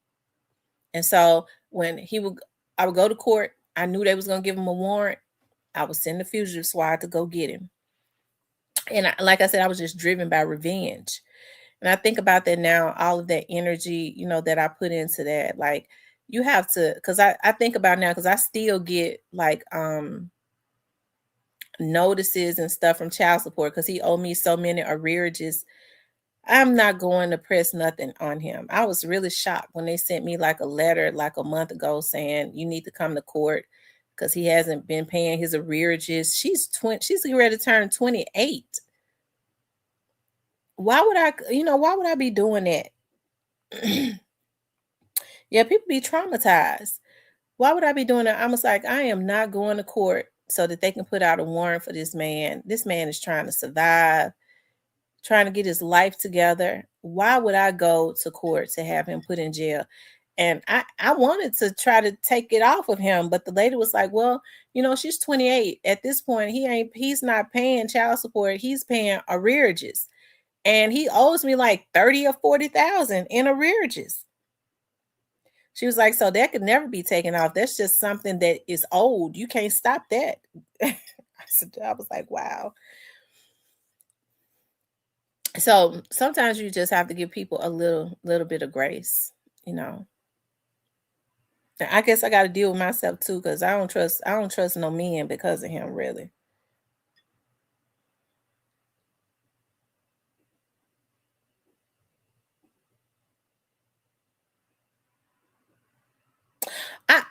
I remember I asked him, I was like, why did you like lie to me? Why would you do that to me? Why didn't you tell me the truth? And I'll never forget, he said to me, because you look like one of those young girls that had not gone through nothing. He said this to me verbatim. He said, you look like one of those young girls that had not gone through nothing. And I said, I looked at her, I said, I need to put her through something. Let me put her through some hell. That's what he said to me. You look like you had one of those young girls that had not gone through nothing. And I said, I looked at you and how innocent you was. And I said, let me put her through something. And that's the reason why I sent that bitch to jail every year. Okay. Lord, forgive me for saying that. I don't need to talk about that because see, I ain't got over that. I get to thinking about that stuff. It'll bring back up a memory. Okay. But I'm gonna still pray for him though. But yeah, he was traumatized though.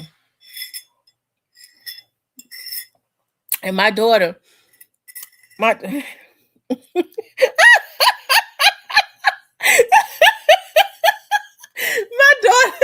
my daughter said he called her so much. I was on the phone with her the other day. She said, oh my God, my daddy calling me. And she was like, Mama, he working again. He told me to tell you he working again. I said, I don't care nothing about your daddy working.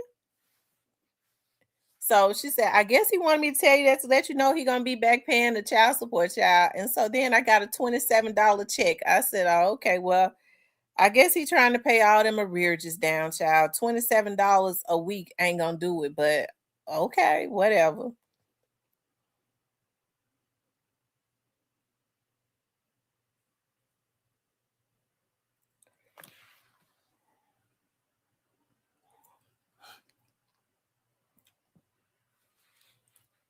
Oh.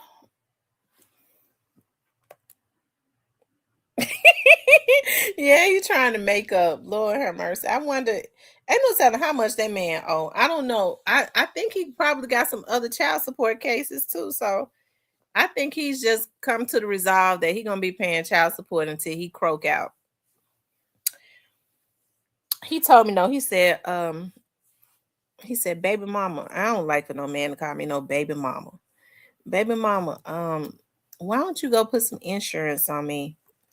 So that if something happened to me, at least you can collect some of that money.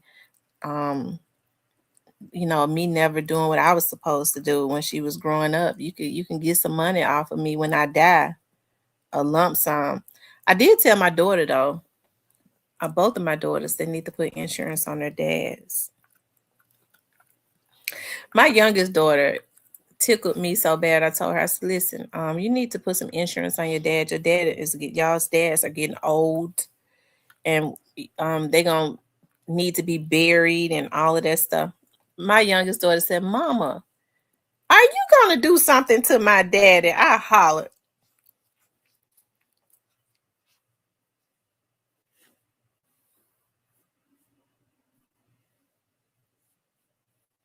But I think that's something that all women stop. I think that's something that all women should do though. They should make sure that they got some type of insurance on their child's father. And then when the kids get old enough, they should look at putting a policy on their parents so that they won't have to sell fish plates if something happened to them to raise money for a funeral.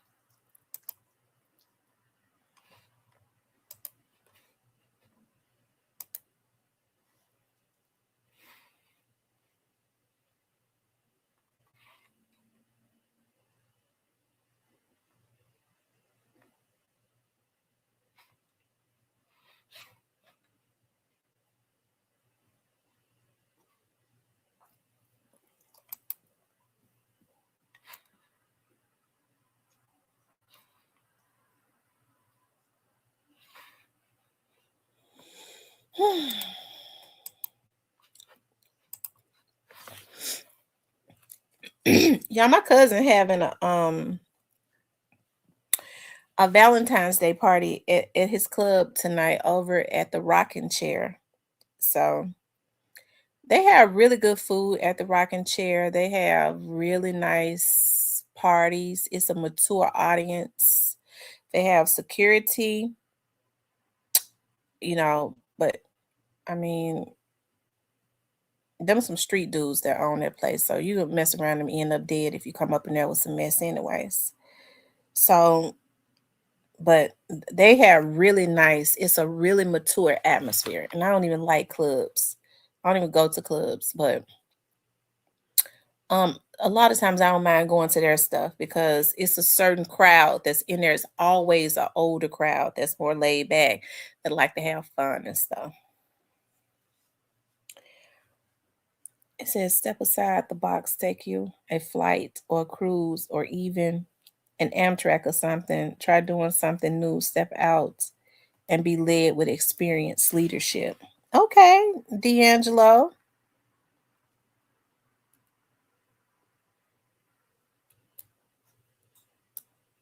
That sounds good. That sounds like a good idea. This summer, we are going. Oh, I'm getting ready to go on a trip in a few weeks, actually. And then this summer, I'll be in Chicago for 7 whole days. I want to go somewhere else before I go to Chicago.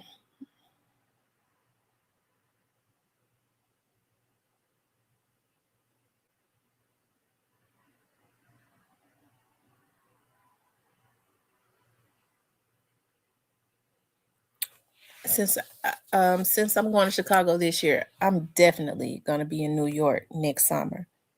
That's just a must. I want to go back to Jamaica. I want to plan a trip to Jamaica. I kind of been scared to go out of the country, but I want to do 2 trips a year. So I was thinking about like the resort that I stayed in Jamaica the first time. I was looking at um there are no vacancies. And I went all the way to January of 2026. There are no vacancies. It's an all-inclusive resort. It's so beautiful. And so I was like, dog, when they open it up for like February or March, I wonder if it gets cold in Jamaica.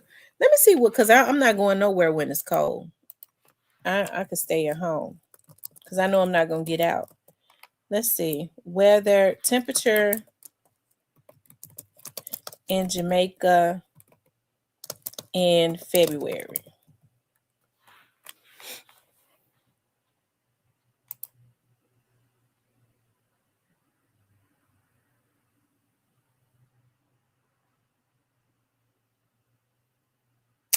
Okay, so during the day it's 82, at night it'd be like 68. See, 68 is a little cold for me. I don't want to be nowhere at night it's 68. Let me see what it's gonna look like in like around March. It's not bad. I just don't want to put on no jackets. Because in Jamaica, we walk around in wraps all day. Like they walk around in wraps. I got those Jamaican wraps. I had bought some. A lady was selling them on the beach. And I started looking around. I was like, dog, everybody just walking around. We bought all these clothes and stuff. And everybody just walking around in wraps. And so I bought a wrap. And nobody paid it any attention. Like I was like we would just, I would have on panties and bra. I mean, I guess they thought that because people be having on bathing suits. And so my friends was like, ain't nobody gonna know. We were walking in and out of the restaurant and I had on panties and bra with a wrap on. Nobody paid me no attention, thought twice of it, nothing. Cause that's how it is. Like everybody is in Jamaica. And I was so comfortable. I loved it.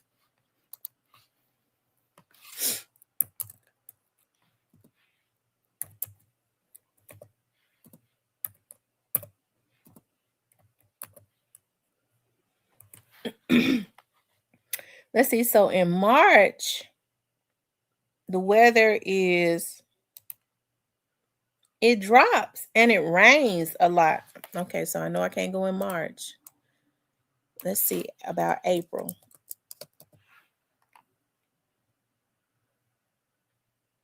Okay, so that's my type of temperature. So in April, the temperature in Jamaica is normally in the daytime from 84 to 86.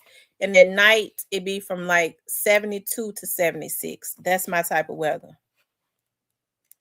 That's my type of weather. So I'm gonna make sure when they put up April of 2027 for that resort to start booking, I'm gonna make sure that I get my auntie who is a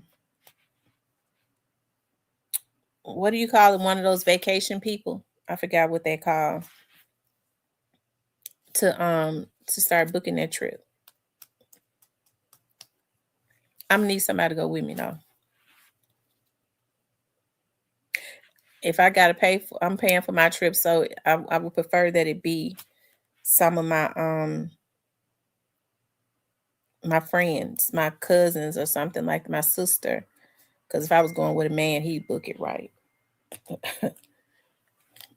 I'm still old fashioned with these women paying for men trips. Now they going on trips and bragging about going on trips and for the man, and they paying for it.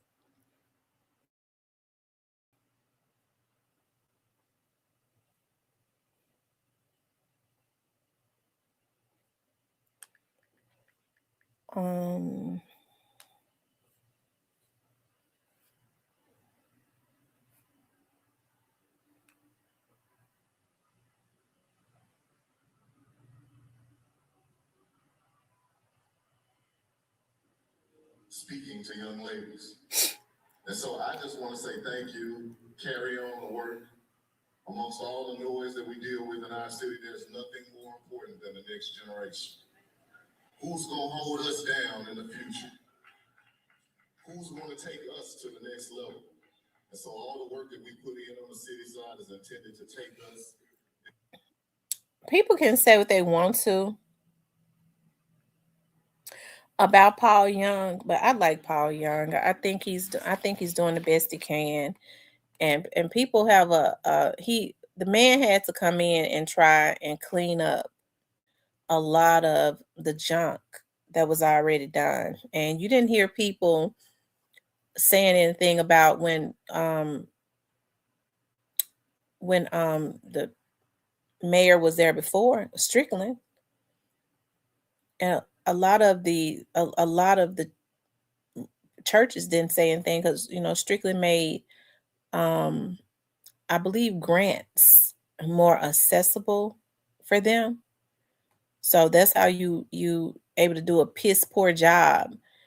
All you got to do is feed the belly of some of the churches, and you're able to some of the big churches, and you're able to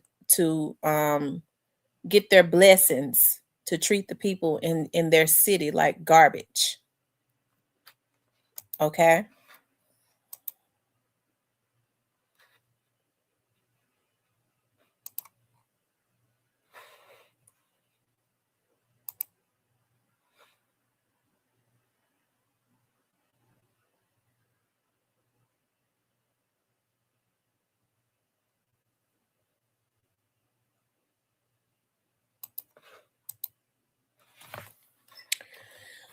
Oh, I'm trying to see what I have to wear tonight. I have a lot, but I don't know what I want to wear.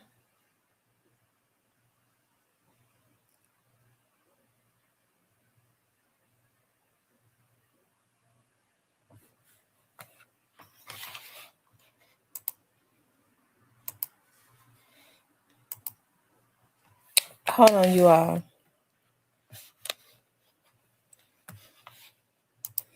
Yeah, we was looking at the White Knight last night. Oh, y'all, here go the mistress, y'all. This is the mistress that he was in the restaurant with. They said the so-called mistress speaks out. This is her right here.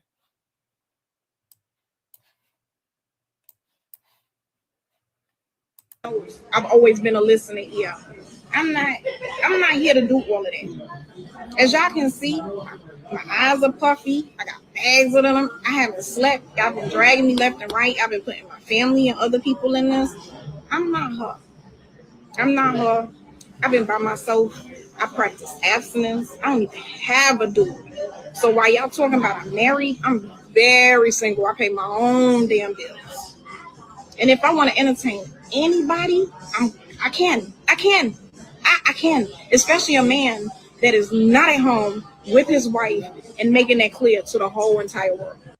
Okay, so for her to be defending him, she's still with him. But a man that is not at home with his damn wife is still married. That's what she fails to understand. I think a lot of women fail to understand that. When these men sitting up talking about they separated, well then why don't they go ahead and get the damn divorce? He still got a wife. So with her being, if she with him, if he was to croak out tomorrow, she couldn't bring her ass to the funeral because his wife gonna have everything. So a man that is separated is still married. I don't care what he told the damn world. But they say he filed for a divorce, and for her, with the energy of how she's talking about his wife and stuff, I bet you he is still with her. Let's see.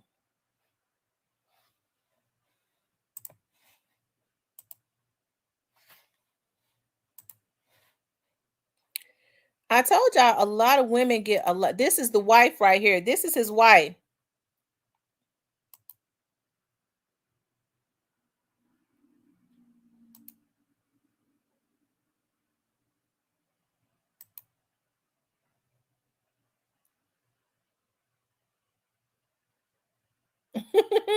He said, not that I owe any explanations, but I left my house for my own safety and well-being.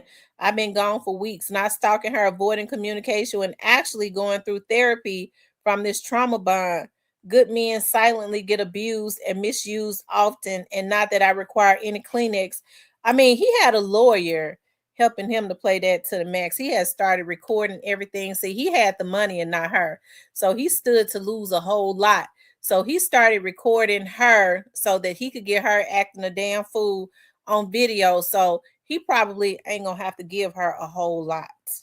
He trying to get away with not having to pay her a whole lot of alimony, making her look like the abuser and all of that. When he probably just as toxic. She toxic now, but he's probably just as toxic as she is. Because she said he hit her. Oh, Lord Jesus. And she said, we're not separated, dumbasses. We're still married legally. Nothing has been filed. She looked like she a lot. Look, he went and bought her a Mercedes. She looks like she's a lot younger than him. I wonder how old she is. Hold on, I'm getting ready to tell y'all how old she is. Hold on, let me see. Let me see. I bet let me see how old she is right quick.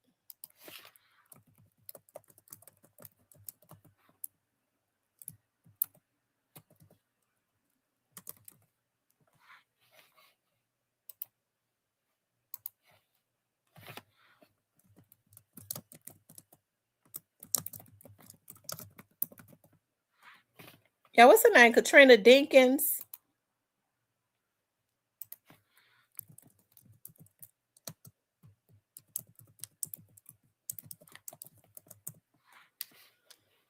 Unless somebody knows how old she is, they could tell me.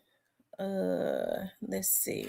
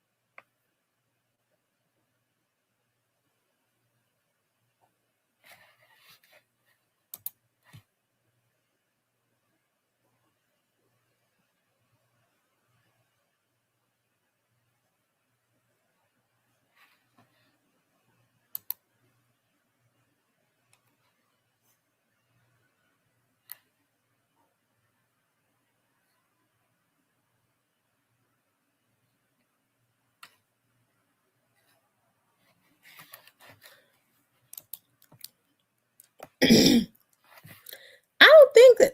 How does she spell her name? I don't think that she's 35. Hold on, I'm gonna have to look a little farther.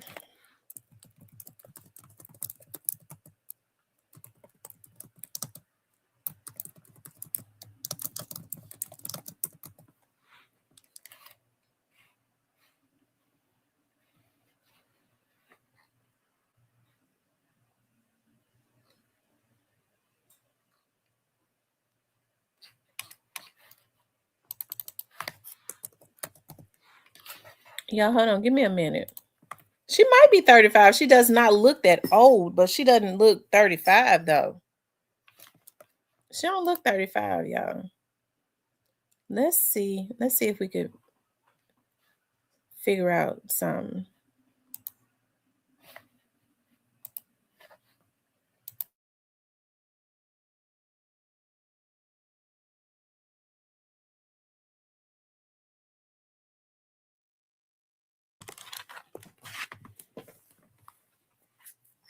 Hold on, you all.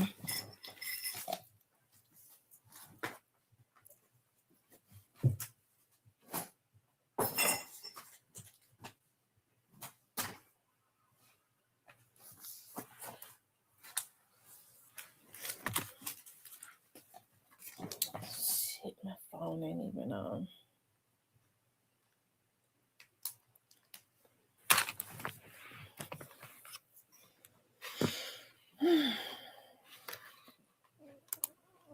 Hold on, y'all. My phone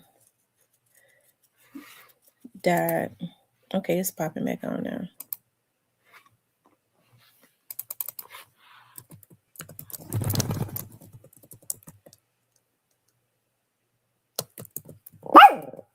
Be quiet. Be quiet. Be quiet. She's 35.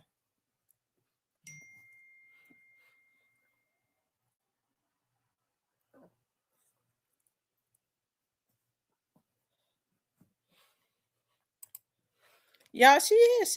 She's 35.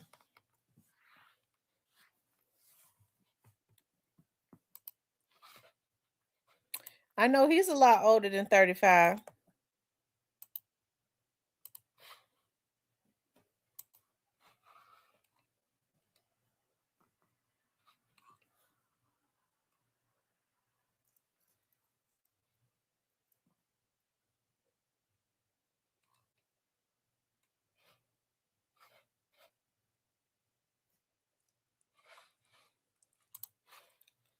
I just can't believe that she's 35. I just wanted to do it. What is this?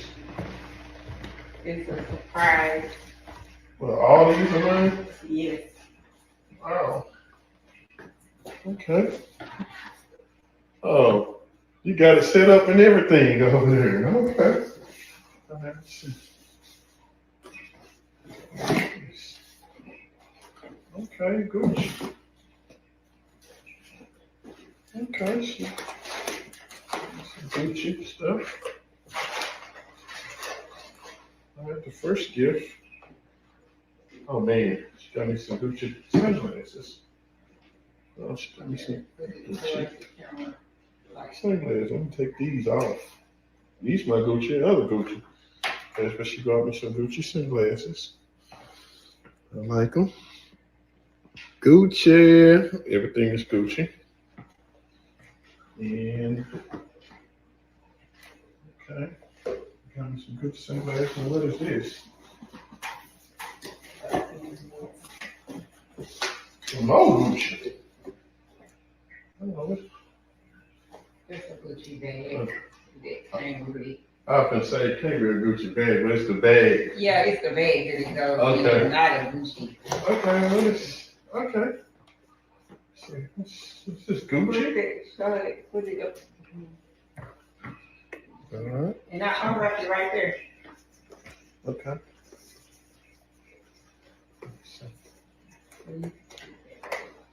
Like this. Put this right here. Oh.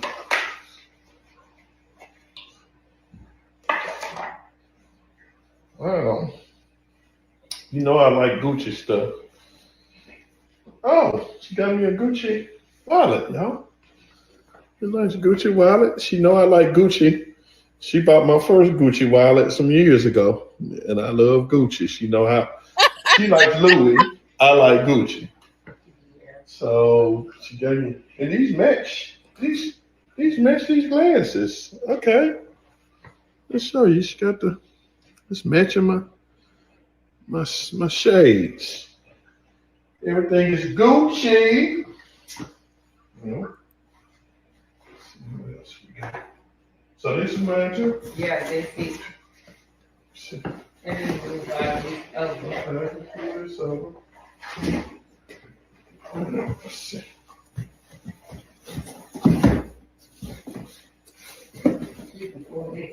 Oh, okay. Oh, okay. Just. He's been special.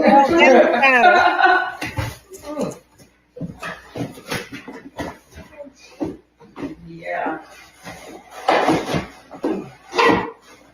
Yes. What is this? I know. Give me some Louis Vuitton, which I like. I'm so used to these boxes He knows what because it is. usually when I saw Louis Vuitton open, I was like, did she buy herself something? She had so much Louis Vuitton, y'all, but Let me answer you. Let me answer that, D'Angelo. The issue is that women are coming into relationships spending all types of big money on men that have not even proven themselves to them. Okay, they don't really know anything about these men. They come in showing them their wallet, trying to get them to I guess fall in love with them. And so in the process, they get their hearts broken because they don't fall in love with them. They fall in love with the hand that they had out for them. I wouldn't have an issue with paying for a trip for my damn husband or a man that has proven himself to me, that has taken care of me, that has shown that he got my back 100%. So if I wanted to book a vacation for my husband, baby, we're going to Jamaica.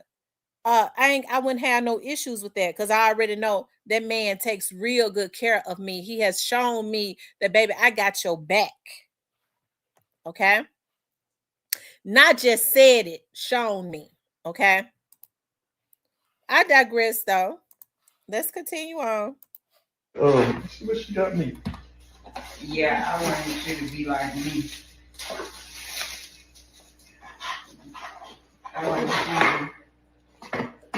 We got to upgrade.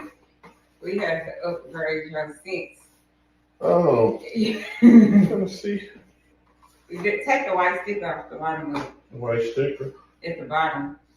Right. Yeah. Oh, this sticker. Yeah, just do the edges. You can put it in pieces. Let me just see.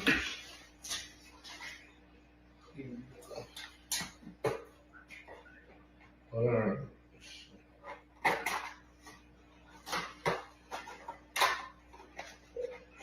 Oh, you gotta do both sides. Cut both sides with the silver. Oh yeah, Louis even have fancy packaging, y'all. Yeah. I like Gucci how they package that stuff, right? Yeah. I mean, it's expensive. That's not the package, right? Okay. So now. Yeah. See Gucci. They don't have good scents like smells and cologne. Okay. Well, not that I know of. Okay. I don't have Gucci cologne. I mean perfume. She got me some Louis Vuitton, Les Parfums, and yeah, the smell does. Oh, okay. She got me different kinds of Louis Vuitton. Yeah, that way you can know which one you want to order. And this for men? Yeah, that's for men. Okay, good. Because if I just had bought you a set, that was yeah, for women. Mine was for women. Mine got way more than that. That one only got, 5? Mine got like 8. Okay, I'm going to smell this. It's a difference. That's why I only got it, just so you can smell them, so we can use a little bit of cologne. Yeah, that's nice. Smell. I ain't never smelled it either. Oh, yeah. Yeah. But she be smelling like $1 million, y'all. Yeah. She got Gucci. She got so many name brand perfumes, but she don't wear none but her Louis stuff. That's all she wears. I wear the other stuff to the gym. That's it. I'm trying to spray it up. Yeah, that's nice. You want to smell this? Yeah, let me smell them. I ain't never smelled it out. I love this kind right here. Oh, they're gonna be turning heads. I'm trying to see, do I want you to wear that one? Oh.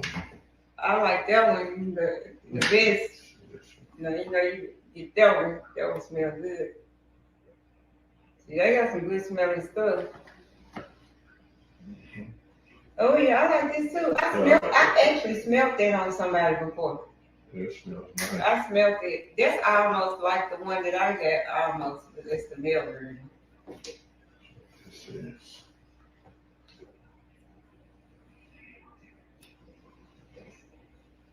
I like this.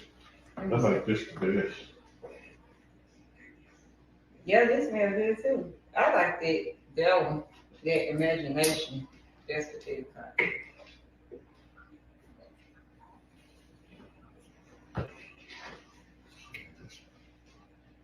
This smells much Oh, let me see. All that stuff smells good. Let me find out. It smells like I smelled something before. I don't know why.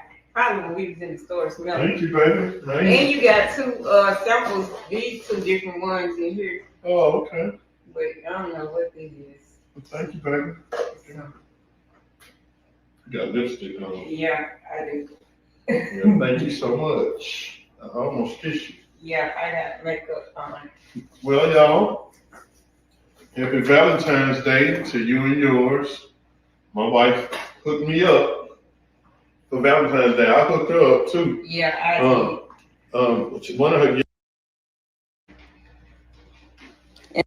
gifts she's not gonna be able to see because I wanted the new stuff. That nobody have. They have a lunch date for Louis Vuitton for this particular purse she wanted, and the lunch date is February 28th. It's already bought and paid for, but we won't be able to get it until the 28th of February.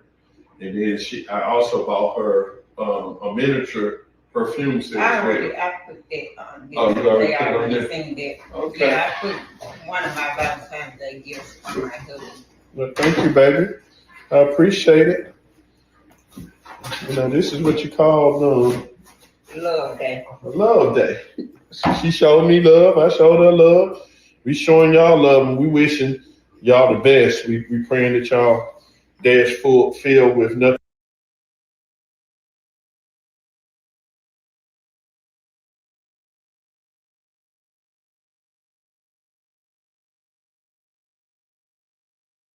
Because I'm fixing to come into this room. Do you have anything of mine? Tamara, do you have anything of mine? That's Hey, listen, you can't tell me to get out your room. This is my house. So do you have anything of mine? Because somebody went up in here. Hey, listen, I will come and sit up here. You can't tell me what to do in my house. Get the fuck out of your room. How about I'm finna sit in your bed? You can't tell me what to do up in my house. Man, you can't tell me what to do in my home. She just called me and told me to get the fuck out of her bedroom. You can't tell me what to do. This is my house. Yelling at me, I have a key out my room. I'ma sit in here. I'm sitting in this room. He said she stole his weed and his liquor. Up in liquor. here. Call your daddy. I don't care. You can't tell me what to do in my house. This is my house. Hey, listen now. Hey, listen. Have I did anything disrespectful? I'm just saying. I told y'all he had started recording. I've got this recorded. So that he could take that to a lawyer. You say what? Okay, she ain't got it. It's fine. I'm still gonna sit up in here until my stuff come up. Because my stuff, I know my stuff where my stuff is. You should be up in here looking in her room. He's looking for his weed and his liquor. You say what, Cortez? Hey, look, she just where? She just bought it back. I swear to God. I swear to God, she just bought it. I swear to God, she just bought it. Okay, I promise you did. Okay, I'll be stupid as fuck. I'll be stupid as fuck. I'll be white and everything. I'm a bitch and everything. That's fine. That's cool. I'm a bitch and I'm all that. I'll be there. Okay, you can't tell me. Listen, you can't tell me what to do in my house. But look at this nasty ass room. And you're a woman. I'll be ugly ass and all that. Your mama should be telling you not to be disrespectful though.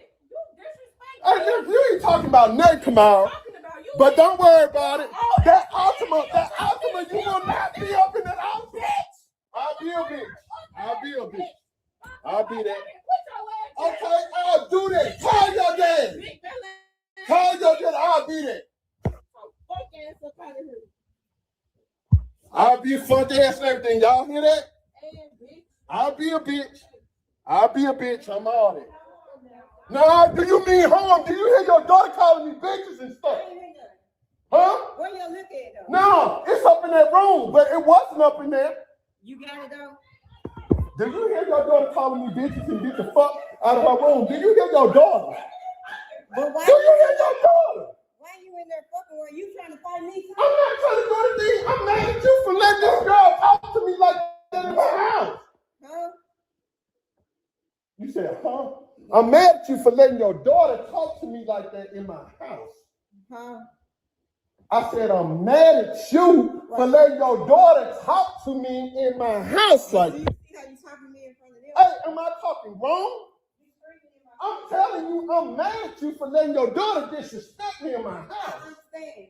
Your daughter disrespect Okay, hey, listen, my daughter ain't disrespect you in your house. She came to stay. Never, but it's okay, Katrina. It's not different. It's okay. What you mean? Okay, it's okay. You accused her of stealing weed. Okay, hey, listen, it's okay. It's all right. What's the problem? Okay, nothing. It's okay. Now. Okay, you said the dog want to calm down now. I'm all right. Well, why you But I can't stay up here because I'm bitches and hoes. I don't. And I'm a fat motherfucker, white motherfucker. Hey, look, what you want? What I want you to do about it? I don't want you to do nothing about it. Don't do nothing about it. What you want me to do? Nothing. What else? Okay, but you say what I want you to do. I don't want you to do nothing about it. Right. You went to jail for domestic violence. Tamara, do you got anything of mine? Because I'm fixing to come into this room.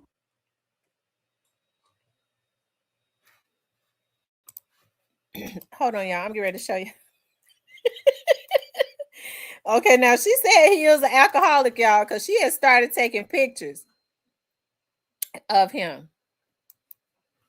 Okay. So she said, following me around the house in your underwear, shaking my head, stupid idiot in the kids' room. Y'all, I don't mean no harm. This, okay.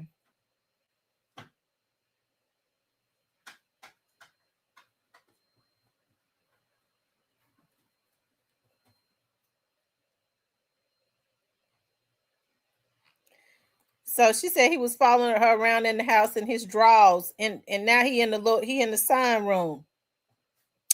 She said he was drunk.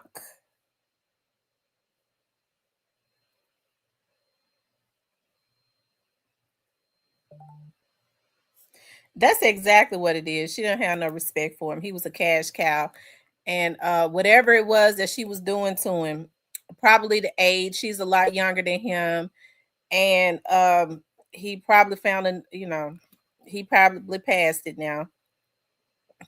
I don't know how long they've been married for. Let's see.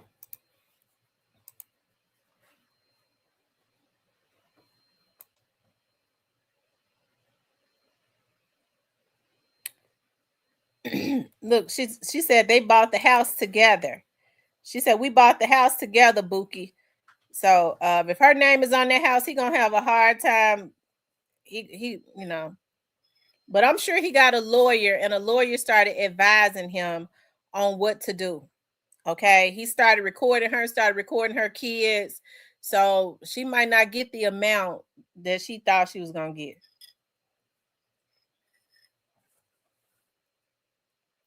But see, she didn't want to call him cheating, so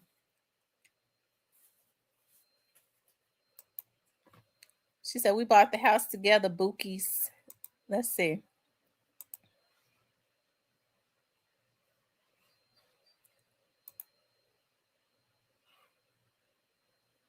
She's showing where he beat her up, supposedly. She said he been abusive to her. She's showing the bruises.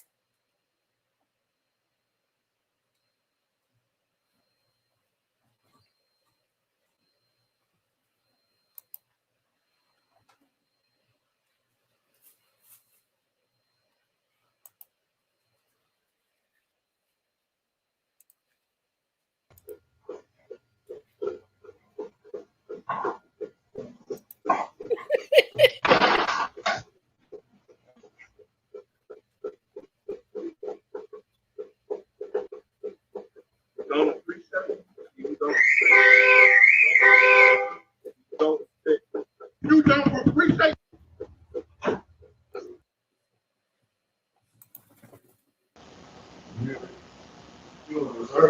She said he a low down MF. That's what she got right here. Low down motherfucker. And see what happened. I ain't gonna hit you. What did you do to deserve that?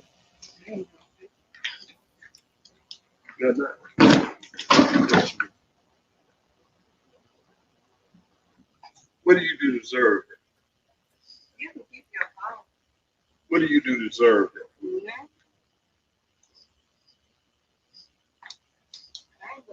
better not touch me. I'm telling you, you better not. You better not. You ain't earned it. You act like you earned it. You earn that. That's why I keep that shit like it's a football. You act like you earned it.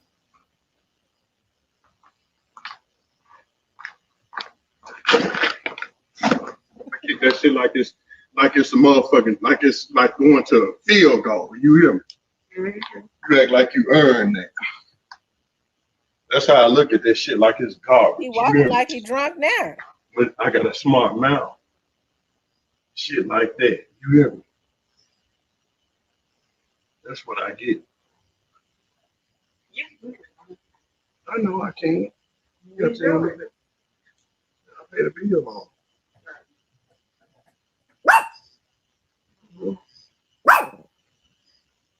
But you walk around here with thousands of dollars on your arm.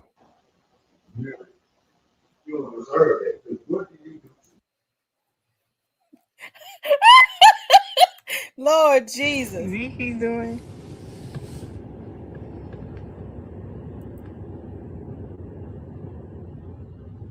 She's showing everything he did to her now.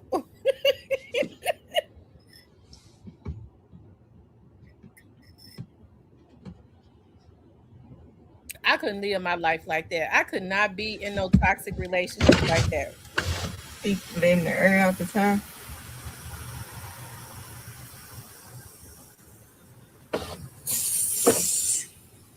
Why would he do that?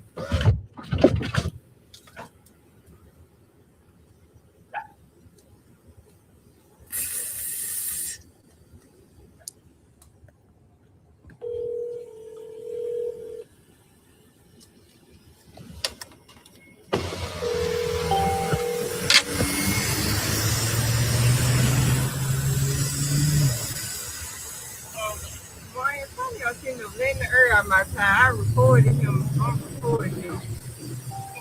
Antonio, he shouldn't have letting all the air out my time. I'm up here stranded.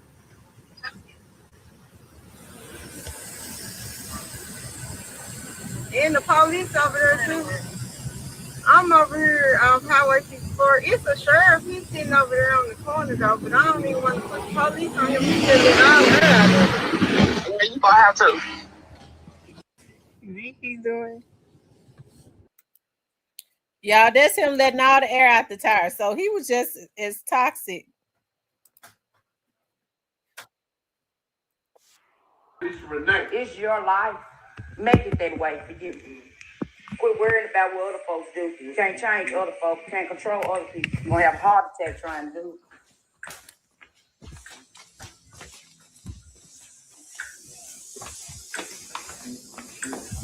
Just a goddamn blowout.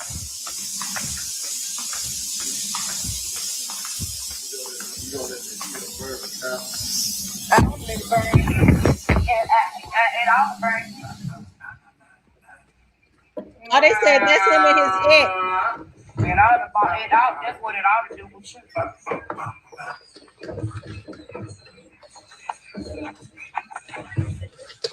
It would have been easy.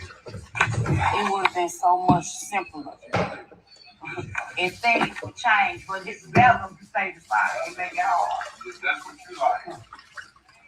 That's what you like. I can't even make amends. But you. See, you know what we got to do? Sing the rest of it. You go your way and I go mine. I'm ready to go. That's what I'm saying. No one hurt me worse than you. Okay, and no one ever will. You hear me? You hear me? No matter how hard I try. Now listen, y'all. She said that's him and his ex-wife.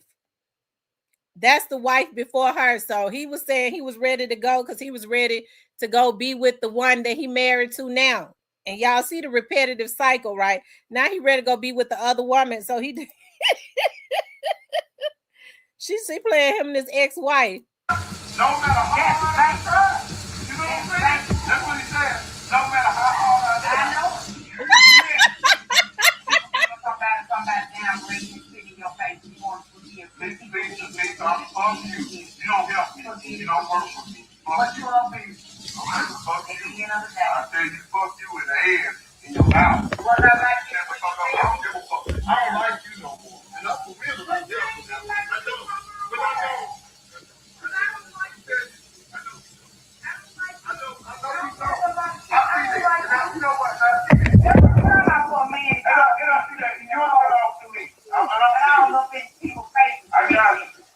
don't. You know what? You ain't got to do that. Control Gizmo.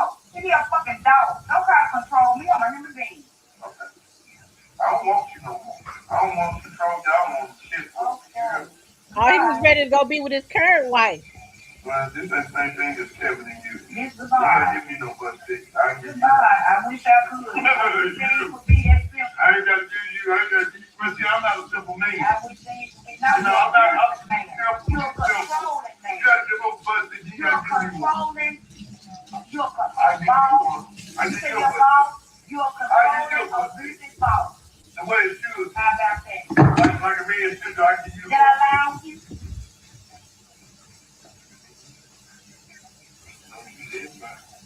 you get so upset? Because it's true. I'm not upset. I'm cool as a thing. Shit, you hit upset all back because everything I've Well, I'm saying that you don't like your ass. And you doing Hey, it for things I'll make it great for yourself, but it's cool.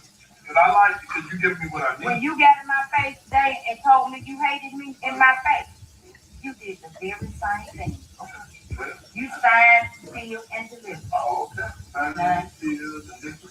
I'm not sure who's you. I'm really something. Now y'all see with his ex-wife, when he was ready to leave his wife before the one, Katrina, he was talking to his ex-wife like that. He told her, I don't like you. Well, he said, I don't want you, but I just like you because you give me what you need. Give me what I need, but I don't want you no more. He was ready to leave her to go be with the lady he married to now. Oh, baby. And then you try to put somebody by the old church and you leave her here. It's like that is being preached over church. The thing is, I'm not assuming all of it. I just don't know my relationship with these God. You ain't know my relationship with God. I'm not assuming that you ain't got no heaven or hell. You ain't shit. I know. But you ain't shit, though. You ain't got no heaven or hell. I want to know that on earth. You think you're powerful, but you ain't powerful. You got shit, though. But I hate that. You ain't powerful. It would have been better. Let me say you stupid ass motherfucker. Answer your phone like Jesus Christ calling you. You stupid. You're coming into your house. You stupid motherfucker. Oh my God. It was a stupid ass motherfucker that got down to you. Oh my God. You talking to your wife. Yeah, whatever. It would have been more better to follow the instructions. You ain't powerful. It would have been better. Let me say you stupid ass motherfucker. Answer your phone like Jesus Christ calling you. You stupid. You're coming into your house. You stupid motherfucker. I'm telling you something. Oh my God. You stupid ass motherfucker would have been better to you. Follow directions. Oh my God. You talking to your wife. Yeah, whatever. It would have been more better to follow the instructions than for you not to. I pay the bill on that call. Let's take that damn phone to that call. The only way you don't have to talk to Jesus Christ don't know this. I don't get there if God himself was calling you. What? Well, but you got to go back to You think you on time, so you got to talk to people to make them feel down low. Hold on. I'm going to show you. To make I ain't you going to talk to feel you. on time. I'm going to show you this again. Oh, baby. I'm going to show you that. That's it. You hear me? For you. You hear me? That's for you. That's asshole Lynn did. You can get both of them. You can eat. That's how I feel about it because you put me in that position. Try to treat like a wife, you treat like a Steve. You never treated me just hold like no wife. You're a good motherfucker. Hold on. When abuse they wife. Hold on. They won't talk to their wife. Hold on. A little bit more abuse. They won't talk to Hold their on. wife. I lift the balls up. Asshole.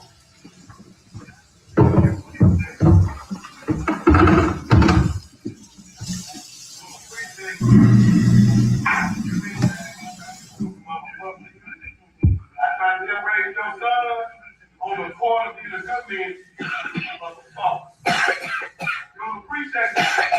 Yep. Yep. I know you don't. If he learn how to fight women, cuss them out, downgrade them, call other folk bitches and hoes, well, he done learned a lot from you.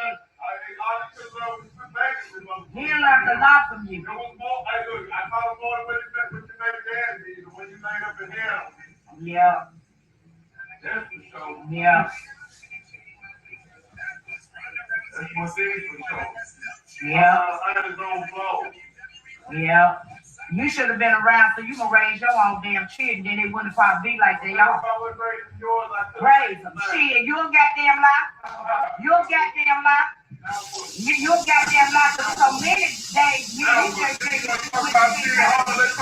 talk about the very car you riding.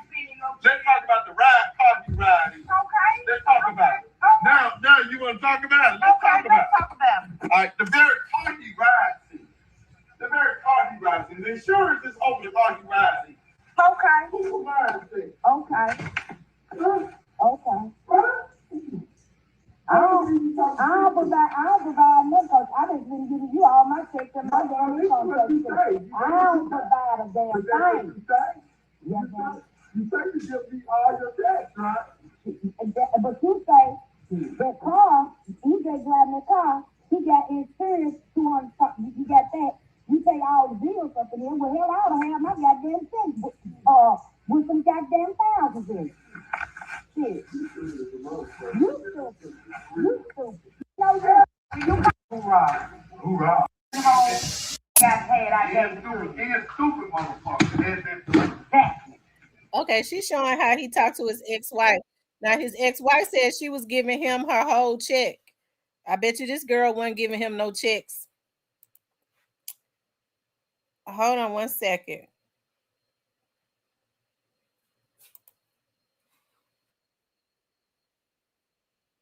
My husband with this bitch that he met at the casino that he was flirting with in my motherfucking face. I said what the fuck I said. The hoe ain't gonna do nothing about it. Yeah, I said what I said. You down here with my husband. Yep. Now you ain't gonna say shit to me, bitch. Cause you up here telling everybody that I ain't shit to you. And you telling everybody this and that. You moved up out of my motherfucking house. Now this my husband. Don't worry. You clown ass bitch. I know you mad, but this is my restaurant. No, it's just what I had thought it was. I knew he was fucking with this hoe. She always commenting on his motherfucking post and shit. You can't do this here. Bitch. You can't do this. I know where you work at, hoe. Bitch. You hear me? Bitch, I'm by myself, hoe. You said what? You gonna let me make it? You is. Okay then. You'll let me make it today. I know where you work at. But you nasty dick ass sour musty dick bitch. I got something for you, hoe. Bitch, he ain't tell you his personal business, did it, bitch? He ain't tell you that. I hope you ain't putting that dick up in your mouth, hoe. I hope you ain't putting it up in your mouth. Yep. I just had to put this out in the air because this sour ass bitch telling everybody my business when it's a Bruce ass. Nah, don't talk to me. If you put your hands on me, you gon' if you put your hands on me, you going to jail. If you put your hands on, if bitch I'm go out here, I don't care. I don't give a fuck, hoe. Why you think I left? You think I give a fuck, bitch? Okay. Hey, your tab. You gotta leave. Stupid ass bitch. Old ass sorry hoe. You and that washed up ass hoe. That's my husband with his sour ass, you stupid bitch.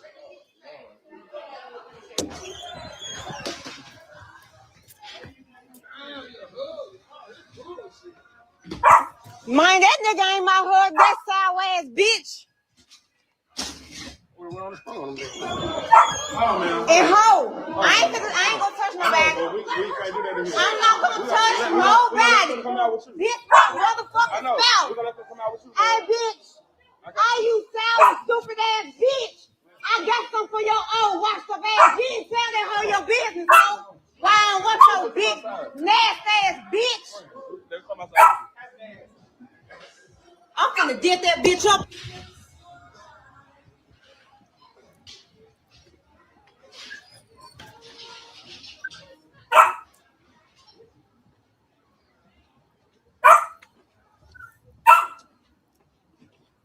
You ain't gotta say shit to me. I'm just down. I mean, yeah, she kept calling him sour and musty. Now y'all see why when people say she look like she don't be wanting to kiss him. I mean, people be envying, and I'm not trying to be funny. I'm being honest now. A lot of time people be envying when folks, you know, they feel like people living in big houses and they men taking care of them, giving them expensive things. You don't never know what people are going through to be able to have that stuff. I mean, all you heard us say was talking about how sour and musty his balls was. And I'm sure that she probably dreaded having to do whatever she was doing to them, to that.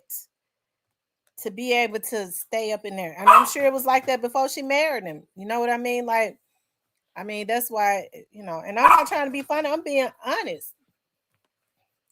That's why it's not good to marry for money, because somebody made a quote. Those who marry for money really have to work every day of their life. And it's a hard job. And I bet it is, to have to be laying with somebody that you don't really want. But she said she loved her husband, though. That's what she said. She said she loved him. I don't know if she loved him or not. She could have loved, you know, what he was doing for her. I don't know.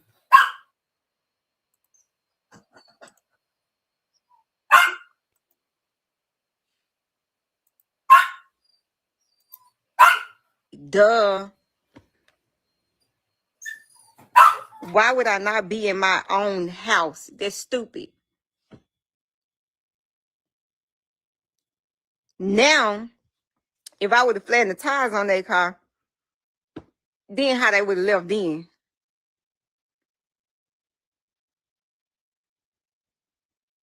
Then y'all getting on here believing a narcissist, a complete narcissist that show retaliation stuff or whatever.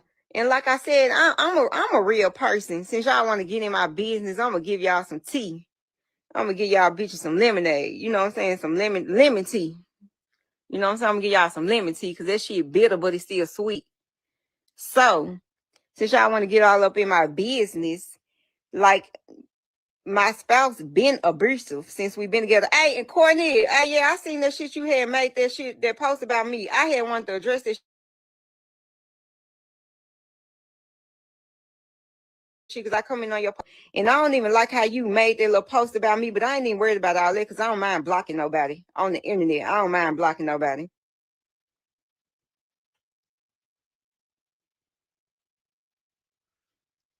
Talking about that's not your house. That man says you can't even get along. He can't even get down, goddamn it.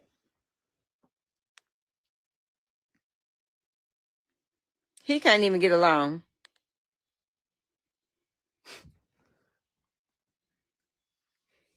But y'all worry about the wrong thing. I mean, why y'all worried about where I stay at? Worry about what you stay at. I'm in the mansion, bitch. I don't know where you staying at, bitch, but I'm in the mansion, bitch, up in my king size bed, ho. I'm sitting here on live, FaceTiming y'all ass on live. So what? Why would I have to give a fuck about some motherfuckers that probably staying in a box? Give a fuck about what they saying about me.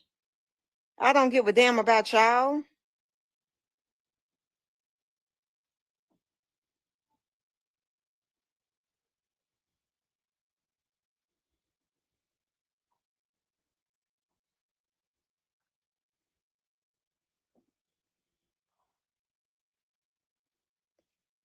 I don't even have to sue that lady. I don't care about none of these folks and what they doing, what they got going with their life. I don't care about none of that. I don't care about the casino lady. I don't care about this supposed to be car dealer, whatever the fuck she supposed to be. She ain't even got no job because she got fired apparently. But I don't give a fuck about what nobody else got going on. I don't know why a motherfucker be worried about me. Then a motherfucker somebody ain't got no job. Bitch, if I ain't got no job, I'm having more shit than you hoes that's working the job, bitch. If I ain't got no job, I'm having more shit than you, hoe. Bitch, y'all bitch need to be doing what I'm doing, bitch.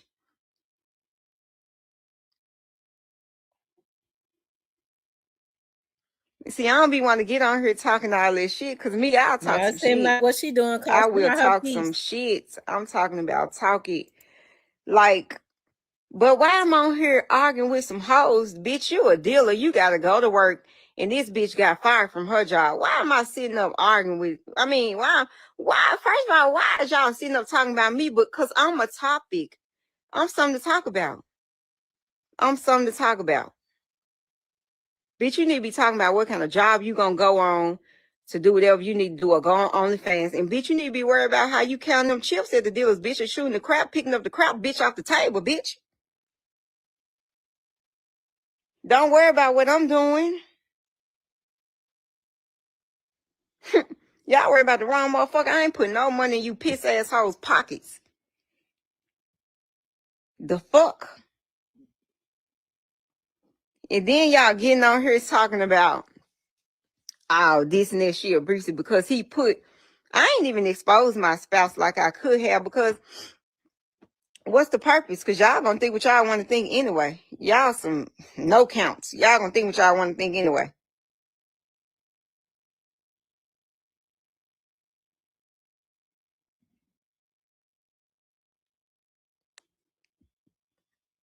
I don't know why she got fired, but somebody went to her job looking for her. I don't know. And they said she didn't work there anymore. I can care less why she got fired. That ain't my business. He gonna take care of who? He ain't got no money to take care of them. He had a bitch at Side Street Grill.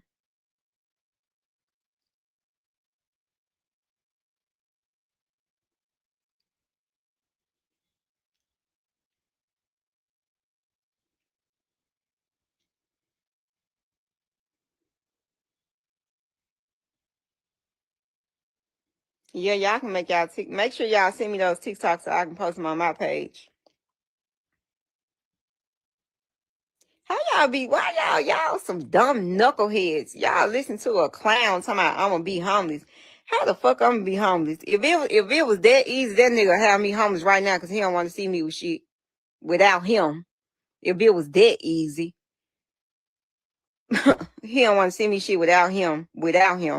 If that was that easy, baby, it's not like that. I don't know who. I am not y'all mamas and grandmas.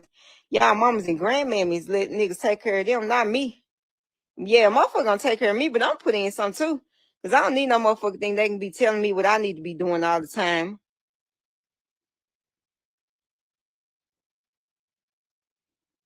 Now I can put whatever I want to put for the public. I don't mind putting it out for the public. I did it. I'm owning up to my shit.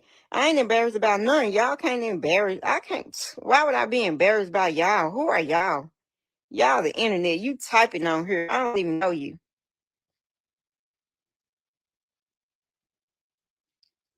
Like I said, I'm sitting over here in my king size bed in the mansion. You know what I'm saying? Why would I even care about what anybody's saying about me? Two hotheads going out to eat talking about me. Bitch need a lip reduction in her motherfucking little big ugly lip ass hoe.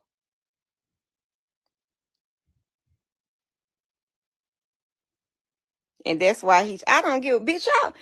Pour your nigga up. I bet he cheated. I told y'all 2,000 of y'all niggas was in my inbox. I know 1,500 of them y'all. Shit, 1,800 of them y'all.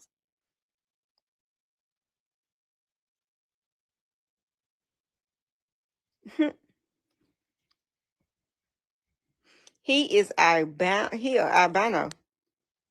albino. And then this ugly lip ass hoe gonna bust out talking about he ain't ugly, but you got on the camera and talking about some. First you was saying that was your fiance, and then you got on there saying he was a trick.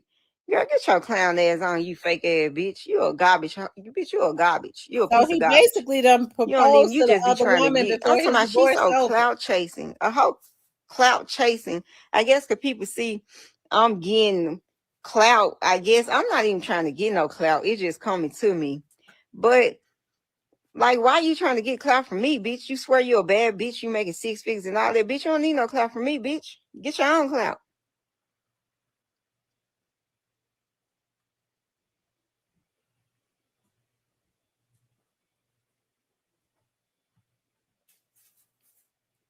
I'm talking about Ben Hayden. These folks when they met up at a restaurant.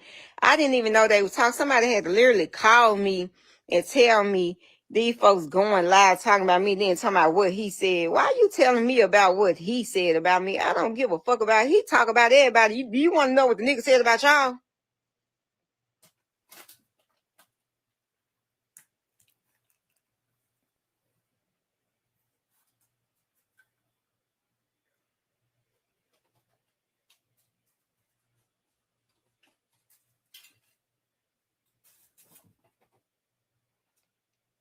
That's just ridiculous. And see, I was trying not to go live on here. I really was. I was trying not to go live on here.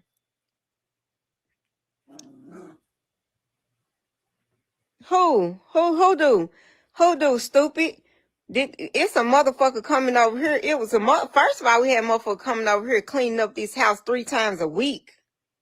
He ran her off being aggressive. The nigga scared the lady and ran off. But he ain't gonna tell y'all all that. Yeah, I'm talking. Nah, that ain't the cussing pastor wife. That ain't the cussing pastor wife. That's the OnlyFans. It got something to do with OnlyFans. She on OnlyFans and she married to a pastor, I guess. I don't know what they got going on. That's their business. But she ain't shit. I'm talking about she ain't shit. Been in that nigga inbox. I'm talking about in my spouse inbox for years. I'm talking about a real sneak ass bitch be trying to act like she just dissing it on Facebook, trying to act like she just for her. I just hate fake ass shit. And then let me tell y'all another thing. Y'all talking about, oh, she just want him for the money. Bitch, I didn't just want my husband for no money. Like them 2 double mint twin ass bitches that was sitting in there live. That's what they want him for, some chump change, bitch. I'm not the bitch that just want a nigga for no money, bitch, because if I'm with you, bitch, we gonna need some D's, some LLCs, and some, bitch, we gonna need some cars, we gonna need some shit like that. You think I want to talk to a motherfucking, we ain't got nothing going together? Why would I want to be with somebody we ain't doing nothing together? That's the waste of fuck. That's a waste of time.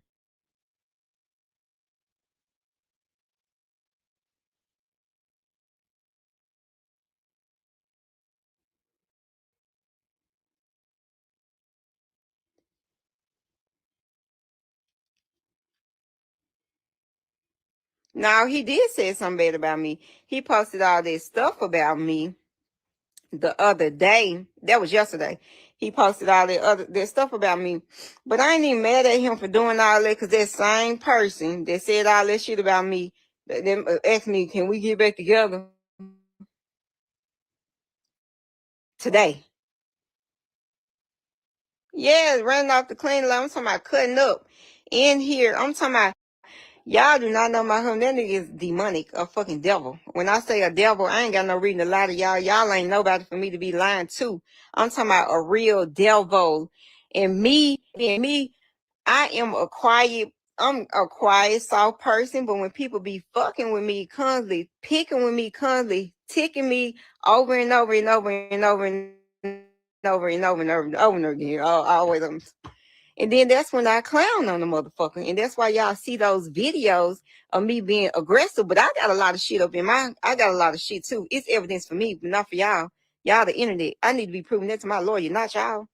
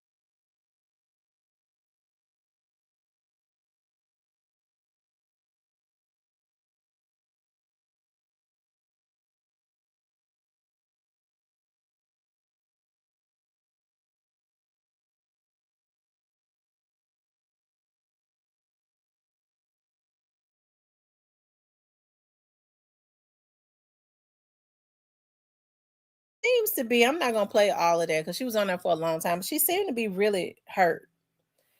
It could be embarrassment. It could be she's feeling a certain way. Because I'm gonna tell you something, as a woman, you can tell when a dude has really switched up on you. Your intuition tells you. You could tell when a man has switched, like when he thinks that he's got him something else. And he's kind of like want to push you to the back to try to see if that's gonna work. And so I think that she could probably feel it. I think that she could feel it. So, but that's still his wife. You know, both of them are probably toxic to each other. But somebody was saying that he had a wife when he met her. So the thing about it is, like, I think what a lot of women need to understand, like the way that you get them, that is the way that you will lose them.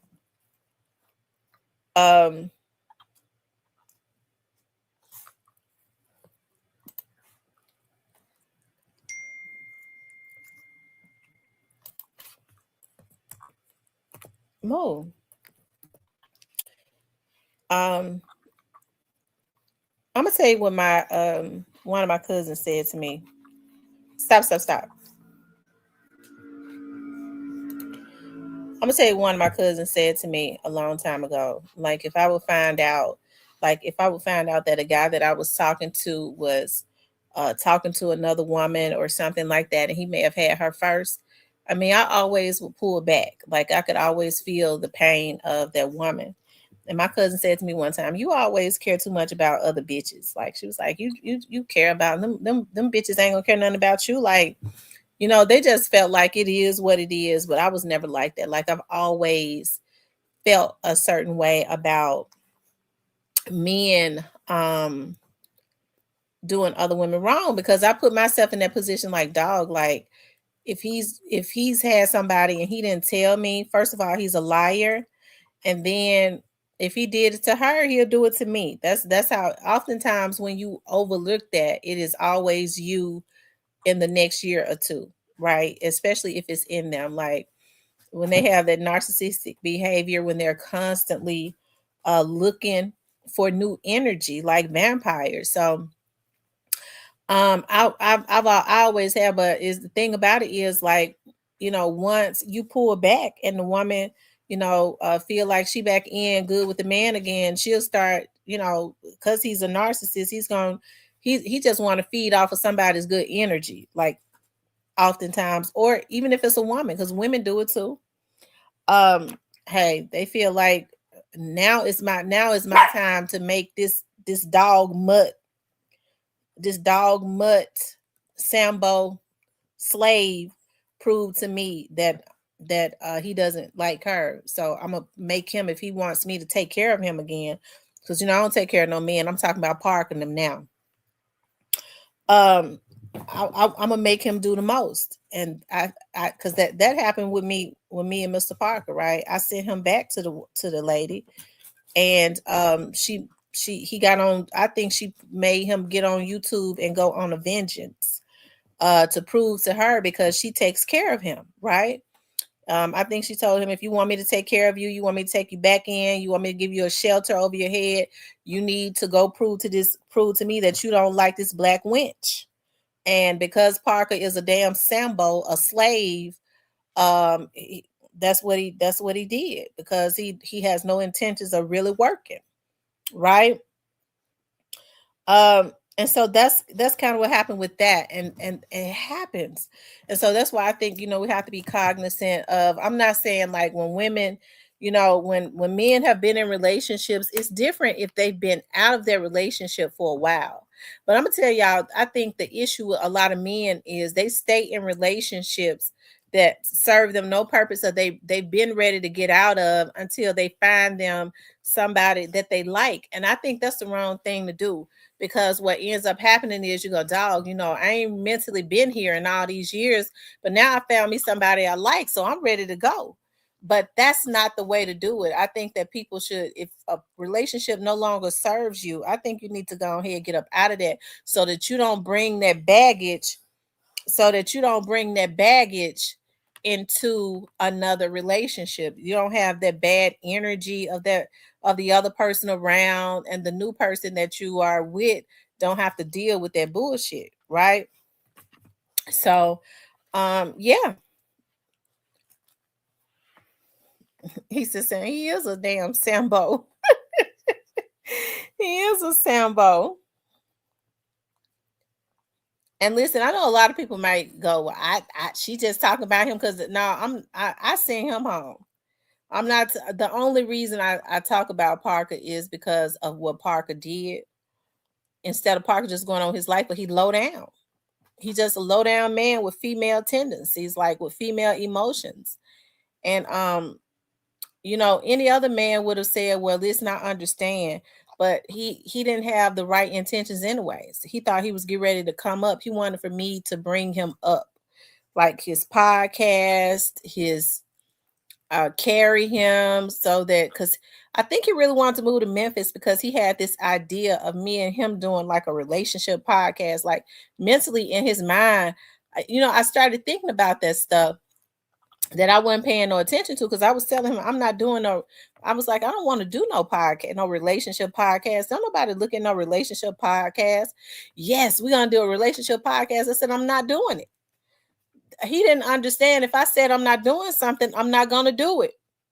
And so then he would start talking about the skits he was gonna write. We're gonna write some skits, and I'm gonna write some comedy skits for you to do. And you need to start. Don't you want me to start co-hosting your show with you? I said, why the fuck would I let you co-host my show with me? I started thinking about all of that stuff. Like, this man had a plan to try to come up off of me, I guess, and then this is another thing that he would say. Like, I started thinking about all of that stuff, like after I started coming out of that depression. He used to say stuff like, because that man has sat and listened to me for a very long time talk about my dad. So he already knew like the position mentally that I was in with my dad. And so when I would go, wait a minute, maybe he pushing me too fast, like I would pull back. And he would say stuff like, you can't accept. I believe your dad sent me to you. Like, your dad was the one that your dad was it sent me to you because your dad knew that I needed you. And like, you pushing that, your dad knew that you needed me. That's why. And now you pushing me away. Like, mentally, I was in a depression. So I started thinking about, well, he do seem protective like my dad. But actually what he was trying to do is like isolate me. Right. He started trying to isolate me. So, I mean, Parker, you asked for this shit, bitch. You was the one that jumped your fuck ass on here and started trying to go to eat everybody in their damn mammy. Because, bitch, I'm going to tell you something, ho. One thing about it, you talking about some dishes, I got the money. I can wash them, okay? I was working all the time, but I let the motherfuckers pile up, okay? Because one thing my mama said was, okay, she was like, listen, your eyes look dark, because I was coming home. That's when I was going to the bonding company. I was leaving work and going to the bonding company. I was going to the grocery store. I would come home, I want some fish. And so I was like, dog kid diabetic. So, I want feed. So I have to walk in and wash dishes and all that. I was tired. I was so tired, on top of being in a depression. That bitch sat on my couch all day and wouldn't do shit. So I went over to my mama's house, and my mom was like, your eyes, you're dark. You got dark circles around your eyes. What is wrong with you, girl? You look tired. She was like, you look so tired. She's like, I'm really worried about you, because I had not even really been going to my mom's house. She said, I could tell you're tired. Your eyes are so dark. You got real dark circles around your eyes. And so I told, I started talking to her, and she was like, I don't like about that man being over there. And so I was like, well, I got to go, because I got to go to the grocery store, and I got to go in and clean up and cook. She said, you got to go clean up and cook. She said, didn't he lose his job? I said, yeah. She said, so, and you got to go to the grocery store, buy some groceries, and then go and clean up and then cook. She said, and you've been working all day? I said, yeah. And she said, let me tell you something. And my mama is a real soft person. She said, if that Negro don't wash no dishes, she said, if he can't help you and put dishes in the dishwasher, and you cooking and he don't go behind you and know that you've been working all day and wash them dishes, let him pile up and don't cook his ass nothing. She said, let him pile up and see how long it take him to try to help you. That motherfucker didn't do nothing. Okay. She said, if he don't wash them, if he don't help you, you don't cook.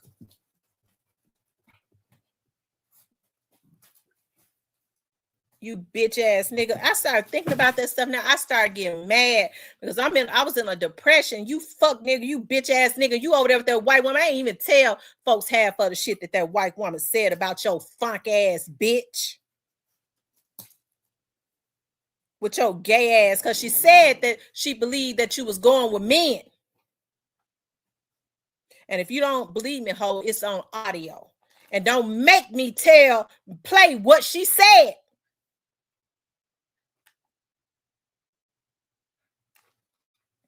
When that man got here, That man, me and that man had extensive conversations. And I had told him, I'm like, you know, I'm not. I told him, I said, Parker, I said, listen, I'm not like a sexual freaky person or anything like that. It's things that I just don't believe in doing. It's things that I just don't do. I don't believe in doing it. I've never done it, and I will not do it. And so he was like, well,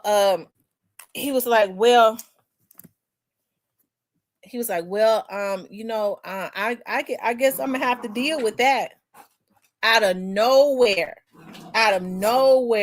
Now, if he gonna tell it, I'm gonna tell it all. Out of nowhere, this man started talking about, I gotta have anal sex. I said, I don't get down like that. No man is touching me back there. This man kept saying it and said, it's just something I gotta have. I said, we talked about that from the beginning, because see, I told you how I felt about that. A man that likes to mess with a woman booty, I feel like is on the down low. Okay.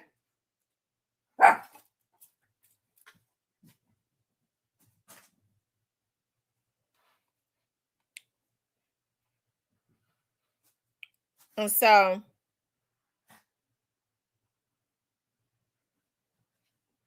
who is Katie Tyler?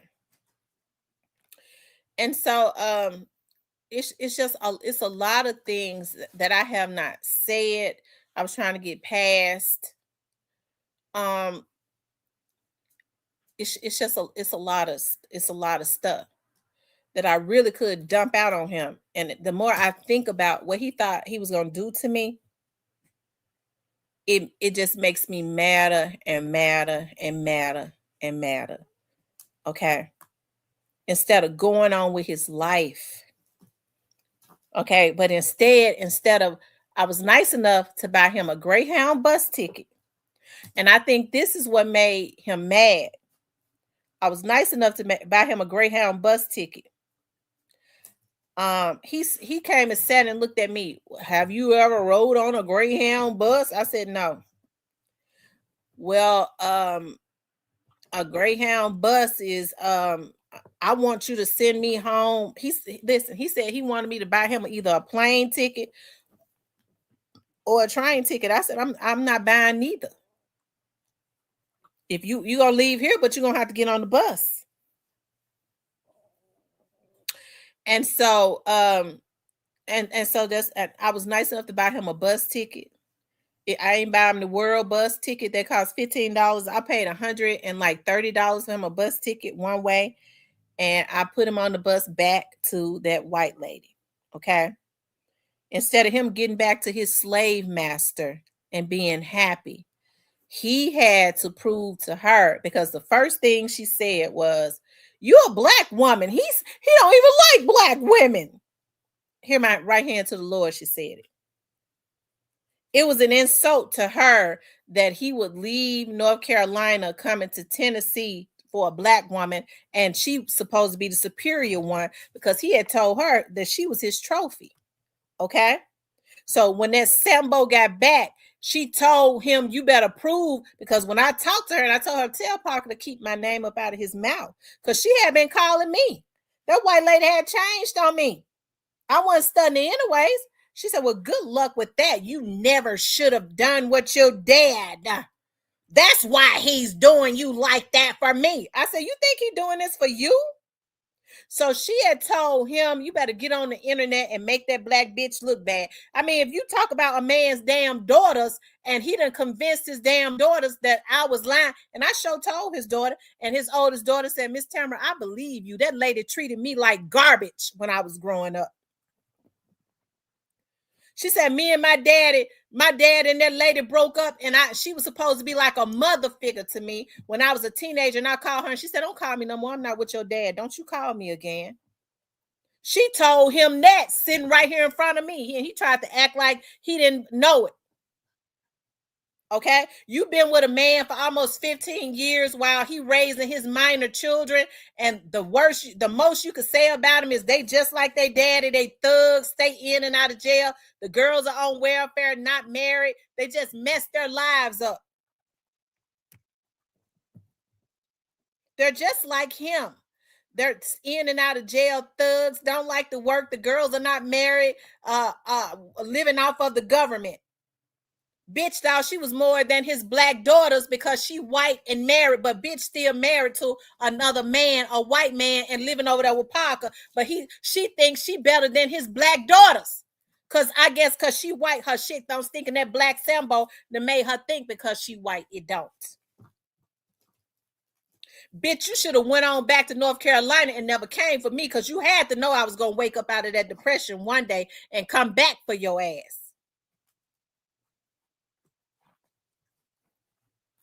Okay. So no, when I start having outbursts like this, don't think it's because I want Parker back, because I don't. It's because I find out more and more what this bitch did, and it makes me mad, and I'm handling it.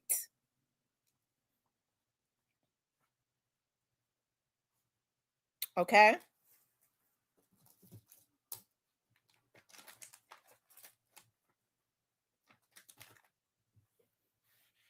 Don't play with me.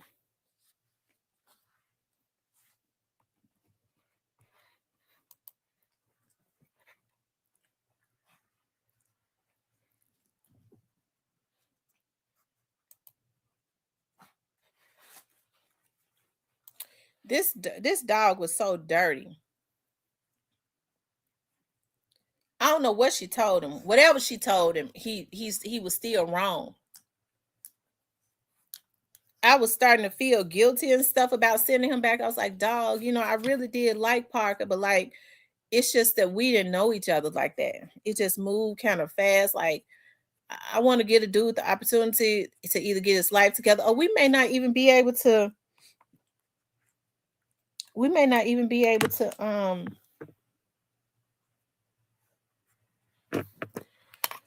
I'm not gonna talk about it no more. Thank you, Steven. I'm gonna stop talking about it. But I was like, I'm gonna let him keep a wrench on my show. Like, we could just still be cool or whatever. And I did like him. I did. I liked him. There were some things I knew I couldn't deal with. I was thinking about everything that this lady had told me. This lady called me every single day, telling me stuff about this man every single day. And so I was like, dog, and I wasn't telling him about it. And I was trying to get some understanding from him. And I was talking to him. But what he did was he shut down. Okay. Because he saw that it was not going to be easy street like it was when he was with her. He had an idea of moving to Memphis and not working and building his podcast. And I guess he thought he was going to be able to live off of me. And it could not happen. He's comfortable with women doing everything for him. And one thing that she said to me, she said, he's got the mindset of a welfare queen. I said, a welfare queen? She said, he's got the mindset of a welfare queen. That's what she said to me. Okay. This is the same, I mean, she went into some other stuff. Listen, she's a dirty dog too. Okay. Because I was listening to her talk about a lot of stuff that she did to this man behind his back. But then in his mind, he said she's a naive white woman. Okay. Although she's called the police on him, told the police that she must have been telling the truth about he stomped her and kicked her down the stairs, all of that. She made him lose 2 jobs. But I ain't gonna talk about it no more though, because I got people. But I'm gonna let that go. But I get to thinking about like how, as a black woman, you could, even though a black man could have their shortages and their flaws. Parker knew I was in a depression. He knew it, because I would tell him, Parker, I'm in a depression. Like, I am in a depression. And I don't really know what to do. I don't really know what to do because I'm used to handling everything. And so he was like, well, if I get there, I'm gonna help you, because I'm used to carrying everything on my shoulder. I was like, I can't let myself down. I can't let people around me down. I carry everything. and you bring your big black ass to Memphis and try to jump on my back to take me down more too? Hell fucking no.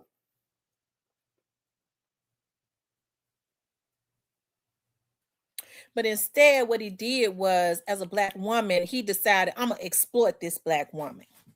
That's what I'm going to do. And that's what he tried to do, but God wouldn't let him do it. And I wasn't going to let him do it either.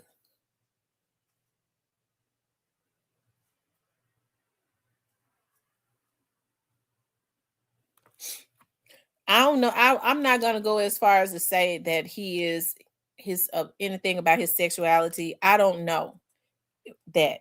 Okay. The only thing I know is what she said to me. And I have my reservations, me personally, and I told him this about any man that likes anal sex. And that's all I got to say about that, because I don't get down like that. Never have, never will.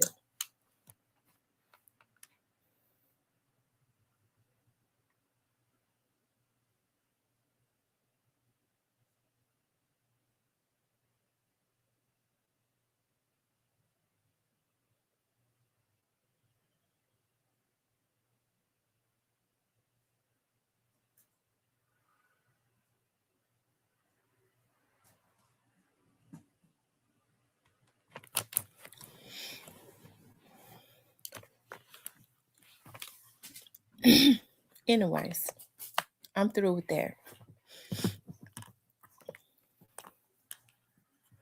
Because, see, I feel like he feel like, well, I did what I wanted to do to her. I got on here and I tried to tarnish, but you can't tarnish me because it ain't nothing bad out there about me.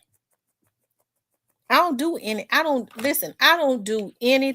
that I'm going to be ashamed of. He's the only thing that I ever did that I was ashamed of. Okay. But it wasn't like I couldn't own it. I was grown. It just wasn't nobody else's business. It wasn't nobody on YouTube business. But he got on here and did that because he wanted to exploit me, and he wanted to let his slave master know. See, I treated her like she a nigga. Used the trophy. Okay. I think that is what was required in order to get back in good with her. And he did it. If he don't give a damn about her talking about his kids, who am I?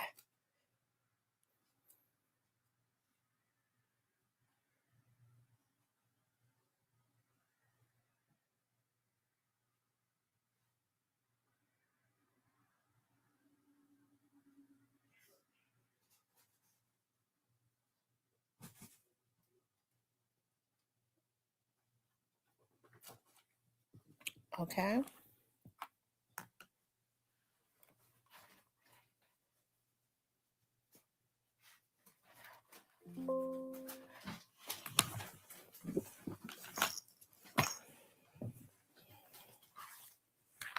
See, people, when people low down, folks was running around here talking about, yeah, Parker talking, he said this and he said that, all the dirt on Parker.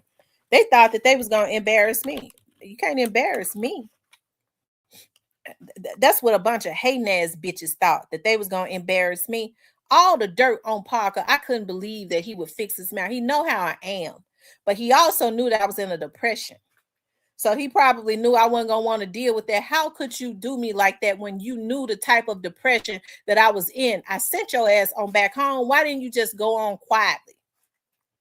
Yes, I reached out to that white woman because I was going through emotions. I said, bitch, you sit up and you was telling me everything, all this shit about him calling me every day, had me stressed out just because you wanted him back. Is that the reason? So I guess she felt insulted by that. Yes, I talked to her damn husband. I sure did. And her husband, because I wanted to see what type of person she was. And her husband told me everything. He said, I hadn't been with her in a long time. He says, but I'm happy. And this was a white guy. He says, I'm happy that you got away. He said, I'm glad that you got away though, because she stays with him. He says she's got some mental issues and she stays with him because she said herself, he puts her on a pedestal And she believes that maybe it is because she's a white woman, but no other man has put her on a pedestal like that. So the bitch sitting up talking about this is a black Sambo putting me on a pedestal because I'm a white woman. That's the reason why she sat up and said to me, you're a black woman. You don't even like black women. And he's sitting up with a black mama and black daughters. Okay? As if, oh my God, you're garbage. I'm white. Okay?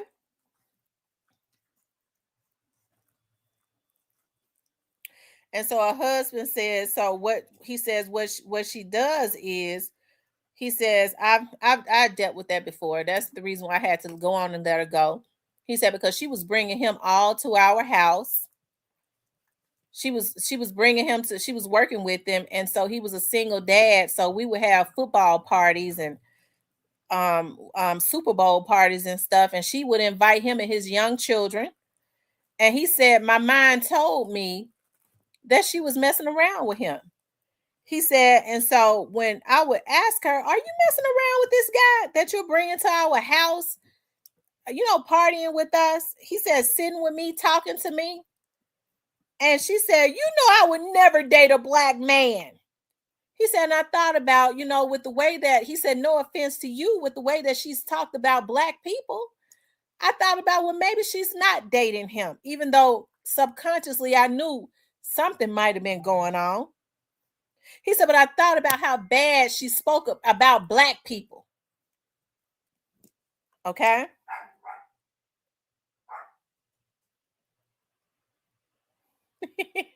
Stephen.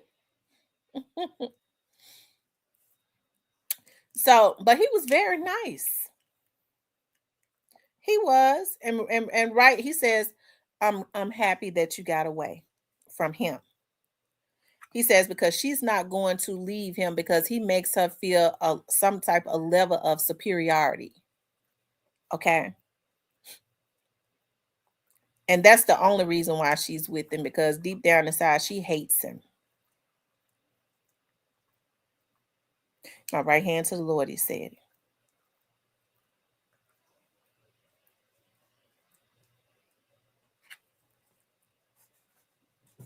And so I ain't even got nothing. I wouldn't even care about none of that. Him putting her on a pedestal. I don't care about nothing as it relates to that. What I care about is how this black dummy, this black Sambo, got on the internet and tried to take down a black woman so that he can get his place back on the slave farm. I got issues with that.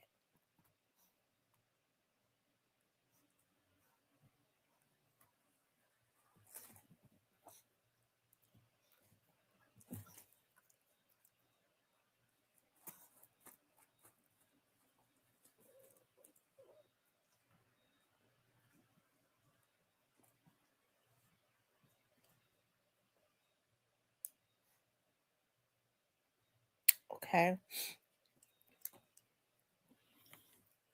Now, I done said my piece for today on that, and hopefully it won't come up no more. I just don't like thinking about some of the stuff that I've been told that this man has done.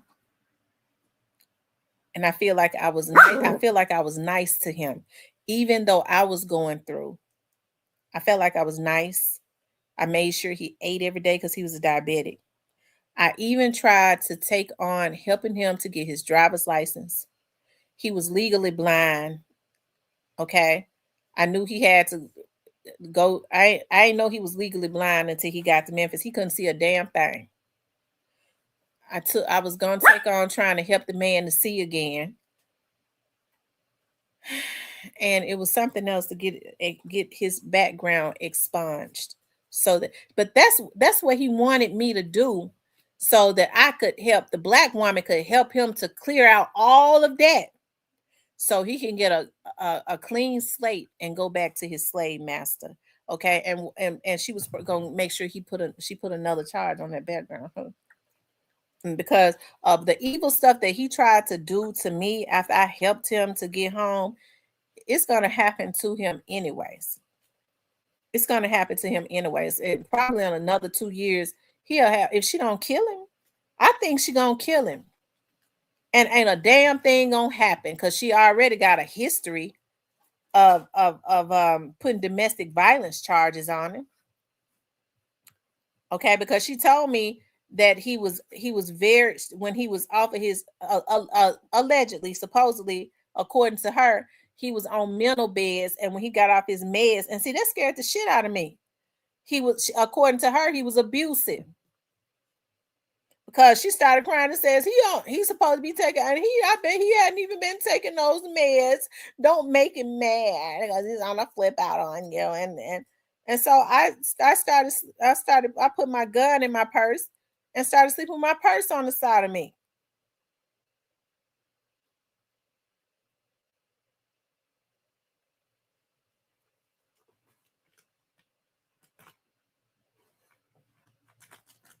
Let me tell you something. I don't have any shame in having a thought of being a Black woman. Okay, so a lot of Black men have had issues in their background. I was raised up around street dudes. The only difference is I was raised up around street dudes that got money and took care of their women. I don't know what these street dudes call themselves now, okay, because they ain't no street dudes. They sissies, some of them. So I never had any issues. I've always been smart and intelligent with, okay, well, you know what? He's had some stuff going on with him in the past, but the dude is trying to live his, trying to be better and do better. He work hard. I love it when men work hard. He work hard, but as far as business wise, I mean, I can help him get his mind right as far as like business wise. And so if he had came in working hard, showing me that I got your back, that's the reason why I already had those thoughts of, okay, well, the first thing we got to do is we got to get that stuff expunged off your background. I went and did the research and told him what to do. This is the number you call. This is what you need to do. I even found, because he was not working at the time, where if you were indigent in North Carolina, you didn't have to pay no damn fee. They would waive the fee for you. That man would sit on the couch and say he called the number. They had me on hold too long and want me to sit on the phone after I got home and figure out, and I did it, figure out what he needed to do to get his background expunged, and would try to make me feel guilty about it. You are working for the feds, and you hadn't even looked to call to see what I need to do to get my background clean. Bitch, you sitting here all day, ain't doing a damn thing but looking at Joe Budden podcast, okay? And probably looking to see what that, don't get me started. Anyways, I'm through with that. Okay? But what I said that to say this, okay, omitting Parker, but any man that has had a past, as long as he ain't crazy, he's trying to clean his life up. Okay, well, he got some tickets. What one type of woman would I be if I got a man that's really for me, that God has sent or whatever? I would do it for a friend that was really for me, that really had my back, and he got some stuff on his background where maybe he's gone to jail for a couple things, not no murder or no rape or no shit like that. I don't want you, okay? But a lot of little other stuff that some of these Black men that have been raised up in the hood might have on their background, that shit can be expunged. So he trying to change his life around so that he could do better, and he is doing better. He's working hard. What kind of woman would I be if I worked in the criminal justice system and not show my man how to get that shit off of his background and not try to help him to do it? And the key word is help him. Because people do change their lives around.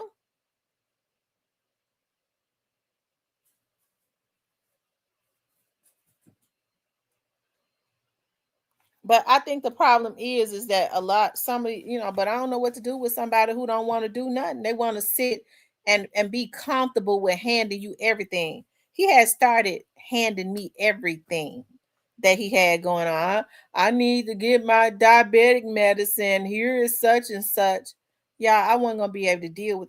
It was stressing me out because I was like, dog, I ain't never had no man that wanted me to take care of him. Like I've never had this happen to me.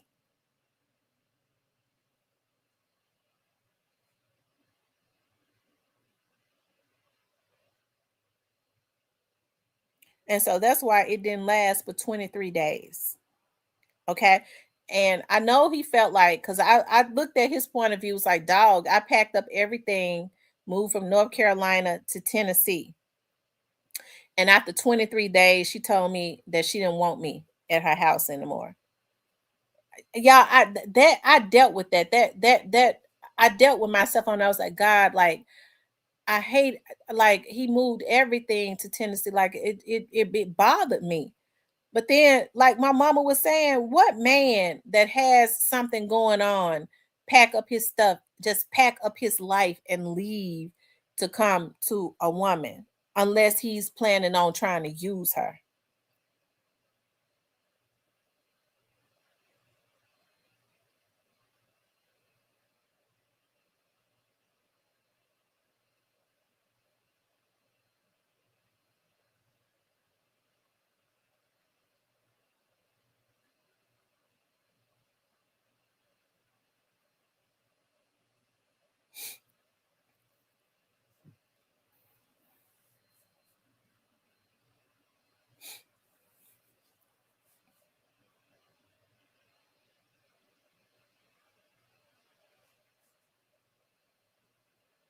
I mean, that's the first thing she said. She's like, like I remember the first time she called me and she said, "You talking about when I met him, you're talking about he's never given those kids a secure house."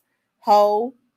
Oh, I ain't gonna even talk. I ain't gonna even stoop that low to talk about what that lady said, alleged that man was doing as a father. I'm not gonna even do. I ain't gonna even stoop to that level to do that. But as a woman, what I would have did was I would have kept the focus on him. I think you're going low when you start talking about somebody's kids.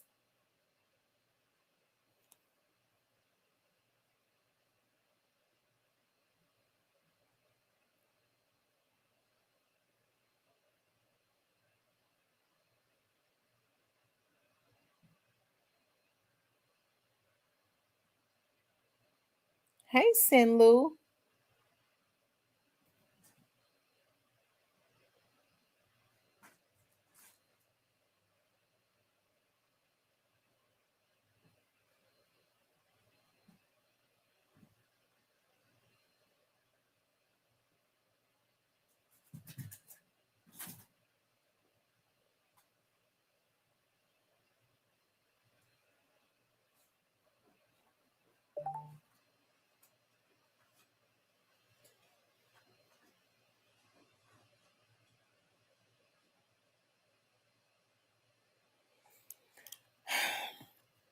And you're right. Was that Lil Vegas that said that I was preyed up on? We all fall prey sometimes. You know what I mean? And I mean, listen, it ain't nothing for me to be ashamed of. We all fall, we all go through stuff and we fall prey to some things. But the thing about it is waking up. Okay. 23 days was good because after 30 days, you have to start doing legal proceedings to read somebody about your house. So when you let folks move in and you know it ain't gonna work out after 30 days, they don't have to leave. You have to read them out and all that shit. 29 days is ought to be the most.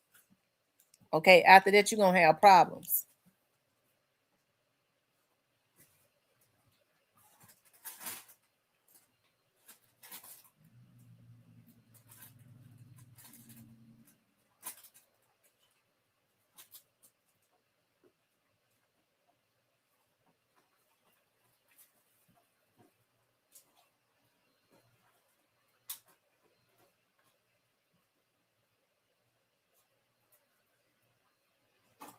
Lil Vegas said, been there, done that.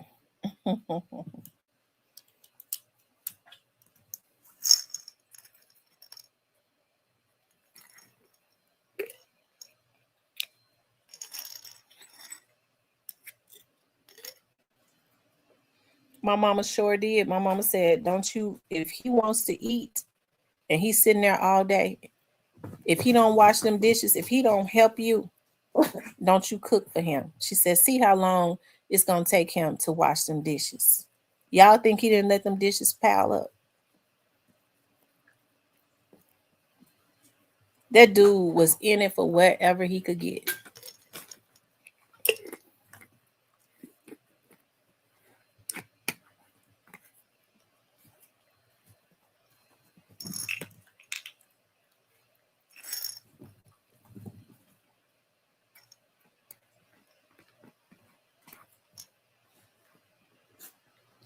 I got a dishwasher. I had a dishwasher there.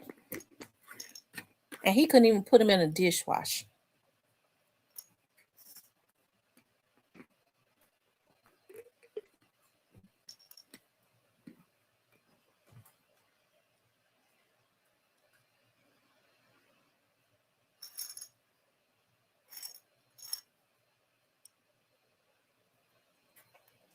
She says, I'm not sure how many days it was. All I know is I called 2 men in a truck. I was gone. I got my name off the lease, turned off the lights, and closed the door.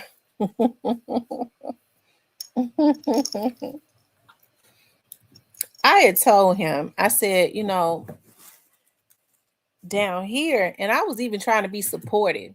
I was like, I know you like to, you know, do your vlog and stuff, but I was looking at him doing the vlog in spare time, having a main job, right? Not doing the vlog full time. And I said, okay, so like you do your vlog and you do your clothing vlog or whatever. He was like, oh, I want to dress some of these rich people down here. I said, well, here's the thing about rich people. They don't care nothing. You talking about rich white people. They don't care nothing about no clothes. They do not spend their money on frivolous stuff like that. They don't care nothing about no clothes. They're going to go to the Walmart and they ain't going to even have on no Nikes. They're going to have some shoes on from the Walmart or the Payless or something like that. I said, okay. I said, so it's a lot of basketball players that live down here. A lot of the doctors and lawyers and the medical students, especially the doctors, right? And so I was like, I told him, I was like, you know, at the Italian market, I said, you wouldn't believe, like I saw the actress. I would never she looks different though. Like she looks like, she's old now, but she looks like her teeth are rotten. Her teeth are black and rotten, but she's rich. I mean, I guess if she wanted to do her teeth, she could. And I was like, you remember that actress Sybil Shepherd that used to do that moonlighting with Bruce Lee? I was like, she lived down here. And Steven Seagal. And I said, you know, a lot of them hang around at that Italian market. Shoot, instead of looking for a job. My mama called me one day. My mama was flaming mad. She said, you're going to have to do something because you're going to give me a heart attack. She said, instead of him looking for a job while you working hard, he up there at the Italian market taking pictures to post on social media for his podcast instead of looking. He should have been asking for a job at the damn Italian market.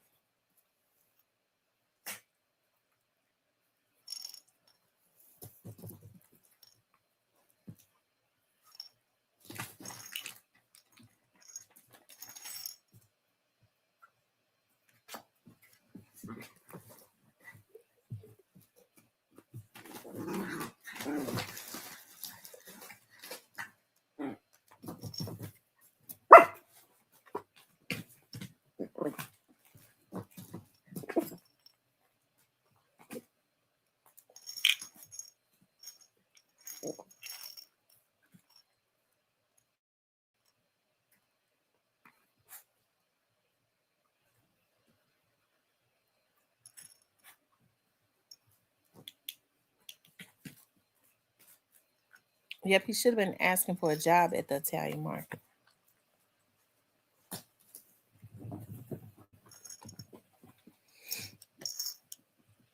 I don't really understand, like those ball players and stuff. A lot of them, only move around the FedEx Forum because they don't plan on living in Memphis. They're just playing for the Grizzlies, right? Now there are some that moved to Memphis and they've just kept their houses even after they've retired for vacation houses.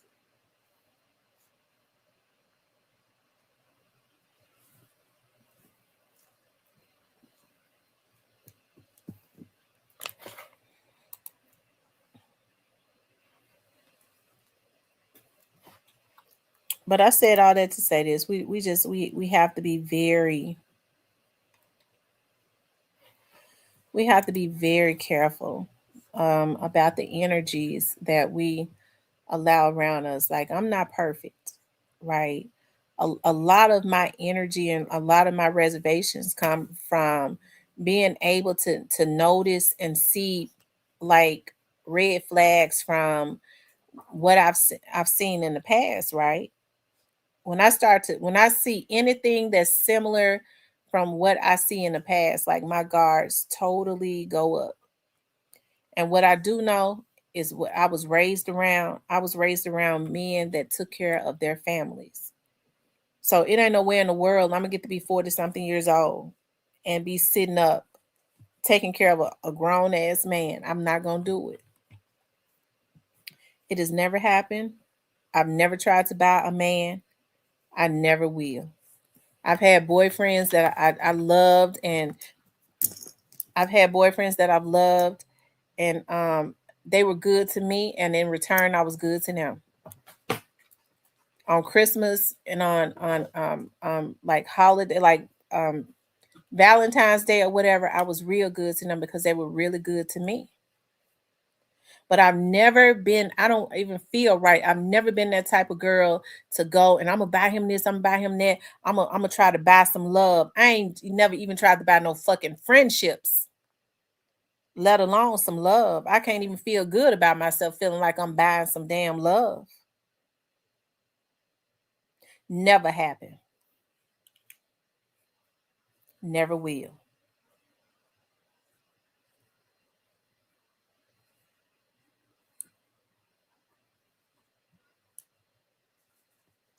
Because when they get to asking for money, I don't want them, because ain't no man got no business asking no woman for no money. That ain't even supposed to be happening. Most men don't feel comfortable with asking no women for no money, not unless they have decided that they want to use them anyways. Because you better believe that if they asking you for money, they got a woman that they not asking for no money. They got one that they want to take care of. Okay?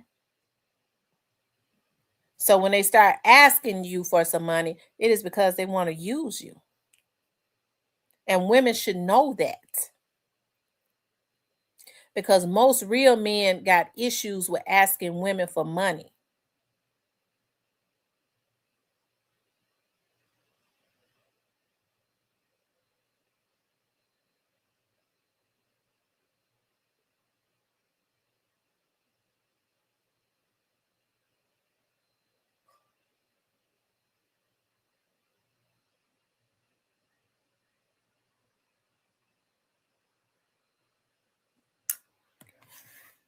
Yep.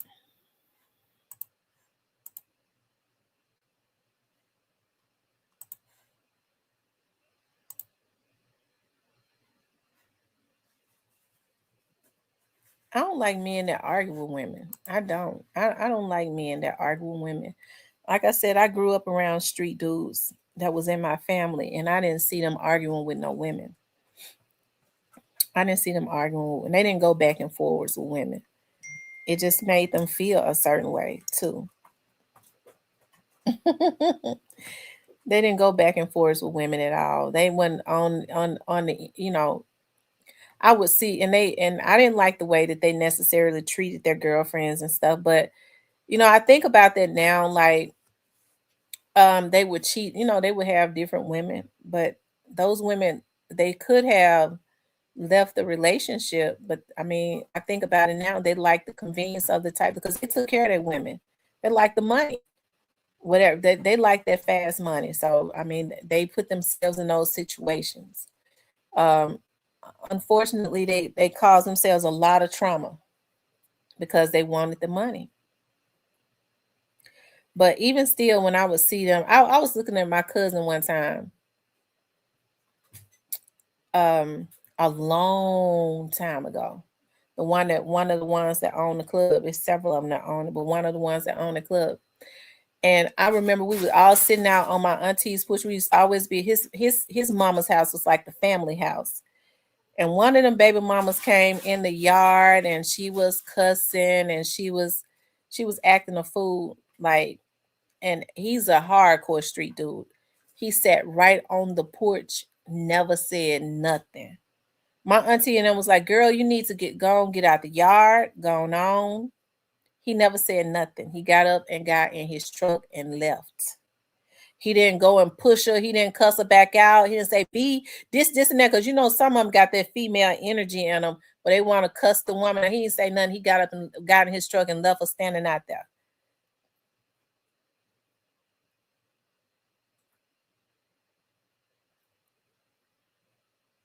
I just never saw them arguing with women. I've never seen my dad have an argument with my mom or no woman. I ain't never seen my dad argue with no woman.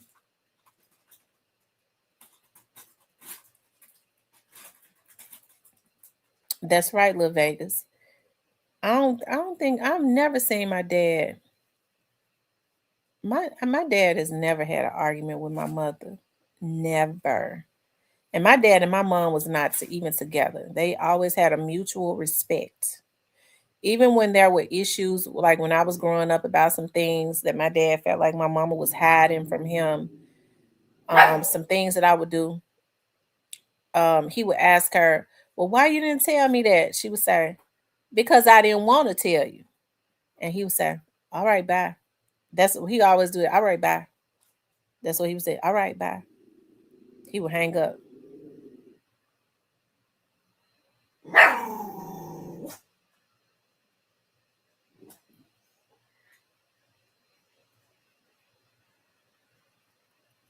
So believe it or not, it is like a shock. Like when I see like the dudes that I grew up around, which are their OGs now. And that's the reason why I'm able to really tell some street dudes from the ones that ain't. I really am able to tell. So a lot of these ones that consider themselves street dudes, they really is pathetic. They really are. They really are emotionally traumatized misfits. They're missed. Okay, they want to be street dudes, but they kind of misplaced, unfortunately. And there ain't nothing honorable about being no street dude either. But most street guys grew up in low income neighborhoods, and they became products of their environments. They saw the suffering and all of that. And so if you think about a lot of these older dudes, what they did was they like taking care of their neighborhoods, right? They were not selfish. When they got money, I mean, that's why they didn't have issues with giving kids and buying the kids and stuff on in their neighborhood, shoes and stuff like that. I'm not saying the way they got their money was right. It was not. But they sure wasn't like what we see now. I had a dude or somebody a while ago, a long time, maybe like over a year ago, he had posted in my comments.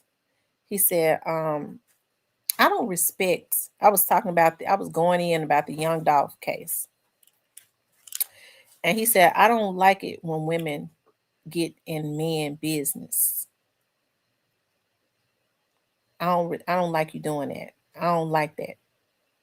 That's man business. Now, it ain't up to him to tell me what no damn man business is, but I could tell from the energy of that post that he probably was one of those OG street dudes and not one of those New Day sissies. And all of them, there's New Day sissies. New Day ain't sisters. I'm gonna tell y'all, I was over in Castelia yesterday. Steven, you in here? I was in Castelia. For those of you all that missed when I was on live last night, I was in Castelia. Shout out to Paper Route Newski. Okay, I was in Castelia, and I was looking for this street, y'all. And so I ended up turning on the street, and I went down. I still forget the street, and all I know is that the Young Dolph mural was. I was like, okay, so here's the Young Dolph mural, and I was looking for another street, and the navigation system took me back down that street. And when I turned on that street, I saw a little dude crossing the street. I mean, as I was turning, I said, "Dog, he gonna come out in the street right in front of me." I had my glasses on so I could see up close. I could see him up close. I was like, that looked like that little dude. As a matter of fact, I told him I was gonna play the video. I'm getting ready to pull it up. I was like, that looked like that little dude, that paper route Newski dude. He be in a Woo video and stuff. So he was like in a wheelchair. Okay, I think they say he can walk sometimes, but he was pushing he was kind of pulling a wheelchair himself, really. And so it came right in front of me. So I let my window down. I said, "Your name Newski?" He's like, "Yeah, ma'am." I said, "Your name is Newski?" "Yeah, ma'am." I said, he said, "I know you." I said, "No." His eyes was just as brown. And that's why I say a lot of these kids like don't really know that God has a light on them. Like his eyes was just as brown with like a light in them. I'm telling you, like I used to see that with Big 30. When Big 30 first started, when I first started vlogging, when Big 30 used to smile, I told y'all, I used to always say this, Big 30 has a light. Like he had a light in his eyes when he would smile I mean, and I was like, when he started, when he sang with Moneybag, and I was like, I hope that light does not turn to darkness, because when he would smile, his eyes would light up too. Like he had a light on him. And even though Newski and them are in certain situations, when Newski looked at me like yesterday, because he stopped, like because he came right in front of me. I said, because I was like, well, damn, he gonna come right out in front of me with me driving. But he actually came on the side of my car and started talking to me. And and when he looked at me, his eyes, I mean, he just had a light in his eyes, right? And I told him, I said, I have a vlog. I said, I'll be talking about, Young Dolph a lot. We've talked about you quite a bit. And he was like, "Oh, yes, ma'am." And then he's like, "Okay." And he did the fist bump. I ain't never did no fist bump with nobody, but I guess that's what the kids do. So I was like, I'm gonna pull up the video. He was in Paper Route Woo video. What time is it? I got to get ready in a few minutes. I was out last night. I don't feel like getting out tonight.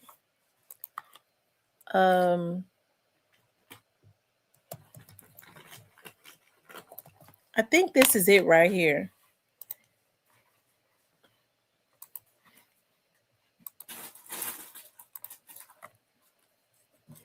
I wish I had gone to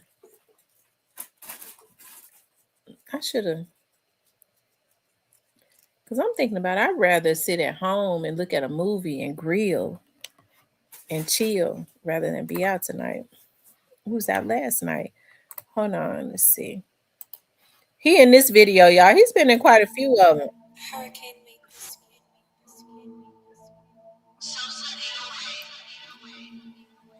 You know that I go in, fucking this great bitch from.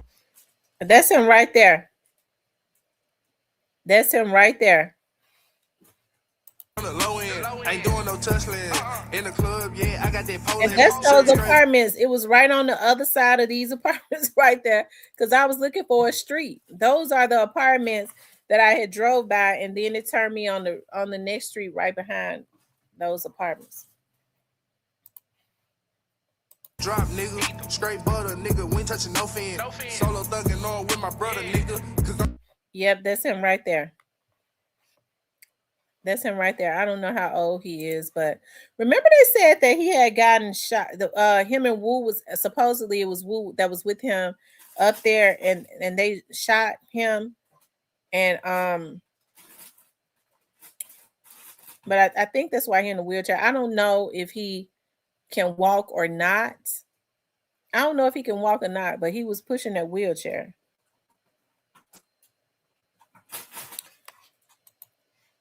But shout out to them. We have to constantly pray for our young men. And, thankfully he didn't lose his life. Thankfully he didn't lose his life.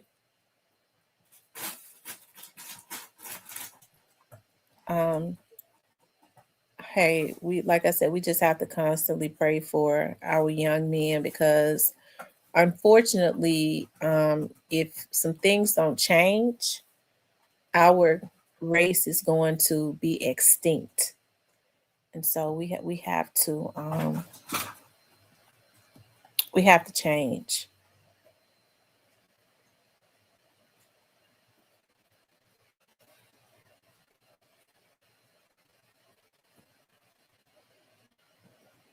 The way things are, I really would love it. I really would love to see. Hey, Miss Gina, our men step up. I know men, say all the time that women are women won't listen to them, but no woman, and you have a lot of women that buck up against the system, buck up against men, right? But I think what men don't understand is if a woman feels secure, and that is not just financially, because I think most men are like old fashioned. They have that mentality of like our great grandfathers and stuff, where as long as I'm supporting her financially, she should feel secure. But women like to feel secure emotionally too. If you got a woman that feels secure financially and emotionally, and not that her husband is just providing for her, but he's also taking care of her emotionally, right? I think men, as a woman, you all will get a lot of different results. And if you don't get a different result, you just with the wrong woman anyways. Because sometimes people choose wrong and then they have the nerve to blame everybody. It's just like trying to put your foot in a shoe.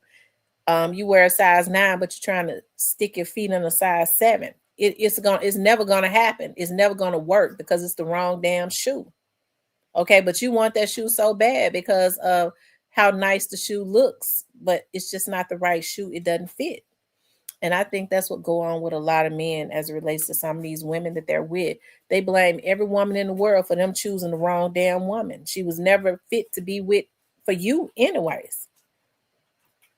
So sometimes you just have to do things differently.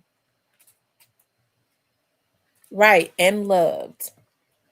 If she feels secure emotionally and financially, she knows that you're not going to be out messing the money over. She knows that she can depend on you. I love it when I hear it just did something to me the other day. This lady sell jewelry, right?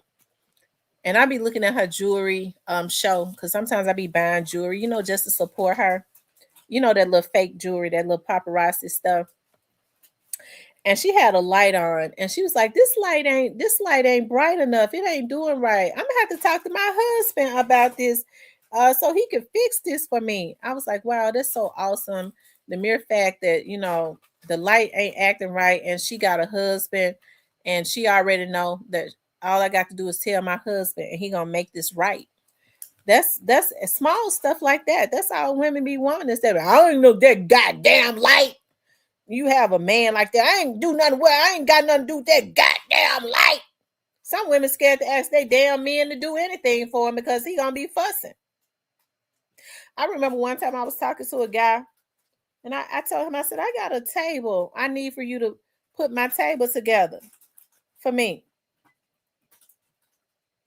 He started groaning about it. So finally he came and fixed the table. It took me all this time to fix this table. Don't ask me to fix nothing else. I said, okay, I ain't gonna ask you to fix nothing else. I'm sure not. And when I opened that door on that bitch, I didn't answer his phone calls no more either. Because bitch, if I can't ask you to do nothing, I don't want you around me. And you supposed to be my man. And I had been messing with him a little bit, letting him come, spend time with him and everything. And he groaning about putting the table together. I showed it, and he still every now and again. He still, you want to go look at a movie? Nope. I'm busy. You don't want to see no movie? I'm busy. I'm not gonna be with a man, and I can't ask him for what I want. especially something that I'm not going to be scared to ask a man I'm with nothing.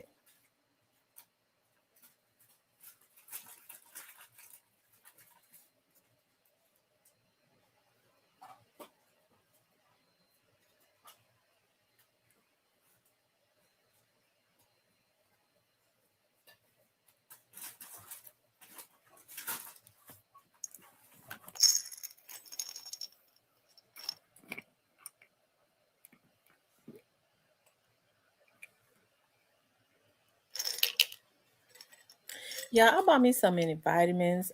I bought me some collagens. I tell my nieces, get a man and some. Oh my God. I love it when they know how to work. I be loving to see men work.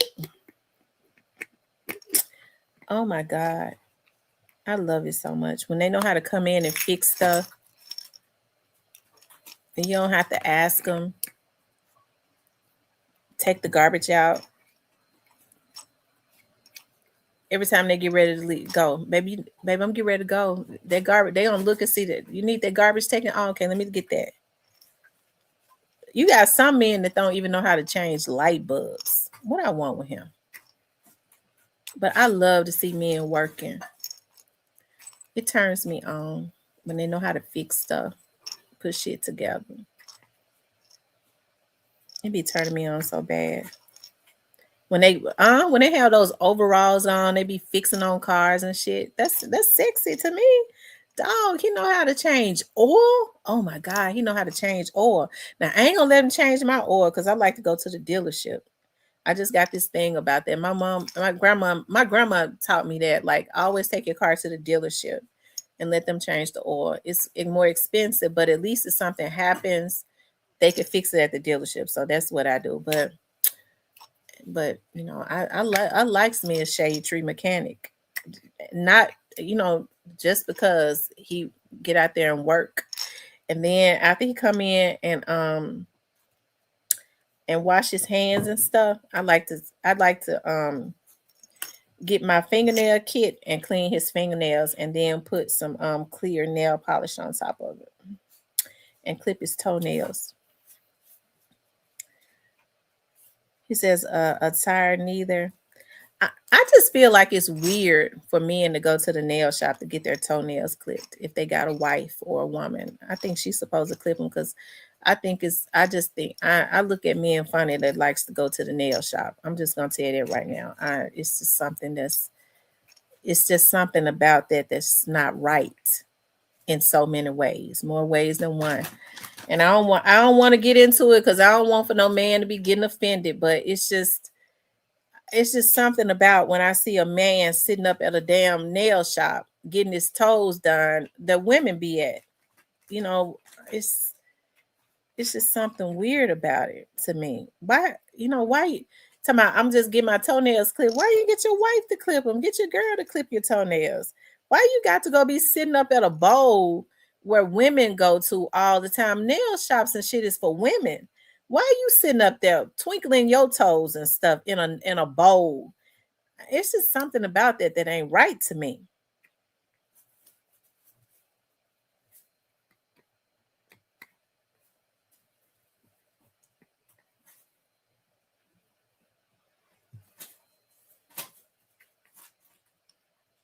I don't mean no harm either. I don't mean no harm. That's the way I think. It's something that ain't natural about that.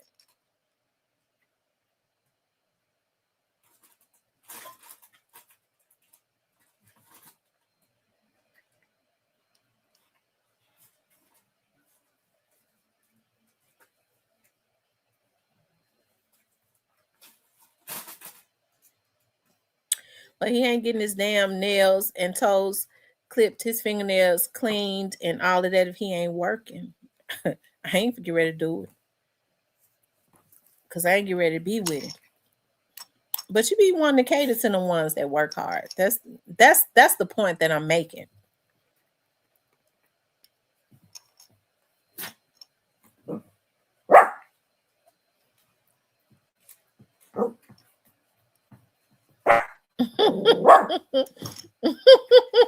Y'all know how my mind works. My mama said, my mama always say to me, I ain't never seen nobody with no mind like yours. Like that I can only imagine what it's got to be like to have that mind you got. You be out there, you be thinking about stuff ain't nobody ever even thought of, and you make it real weird and twisted. My mama said you make it real weird and twisted. Like you had them thoughts that that no person should have. I be sitting up thinking all the time.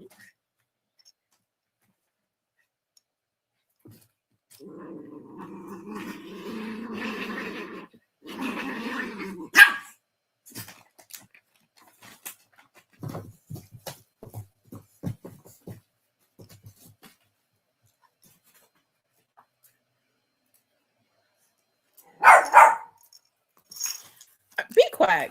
Oh boy.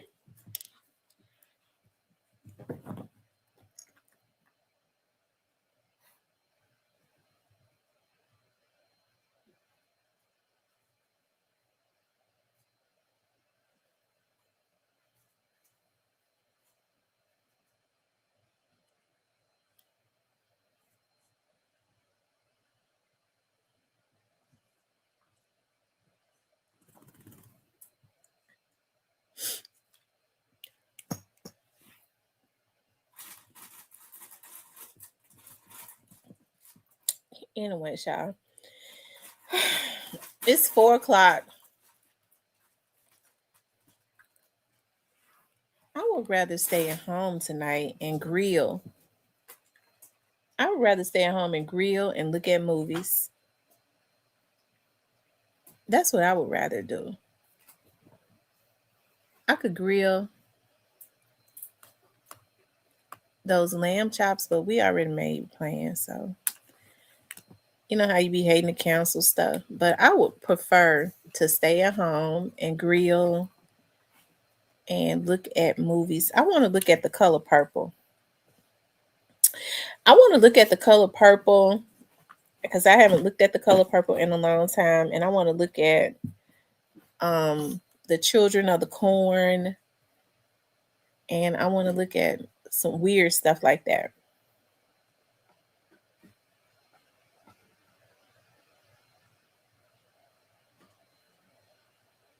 I know it ain't scared of hard work. I mean, yeah, when they work hard, it's to me it's a blessing, especially now. Like it's supposed to be like that anyways. When you find men that want to work hard and they have the mindset of like wanting to take care of their women and their family, and I think in return, like a lot of women can get too spoiled. You know, I never understood like if you see a man that loves to work hard and he working like 2 and 3 jobs to make ends meet. I never understood how a woman can take pride in saying I'm a kept woman. No, lady, you need to get out and get a job. There's no way in the world I would ever let my man work himself to death.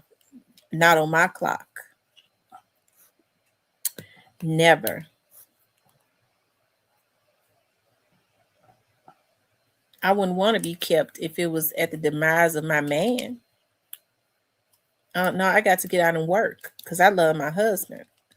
So I got to make sure that he at least enjoy a lot of the stuff that we have. I want him at home. I don't want him at work all the time. So why? So he can bond with another damn woman? Oh no, that ain't get ready to happen.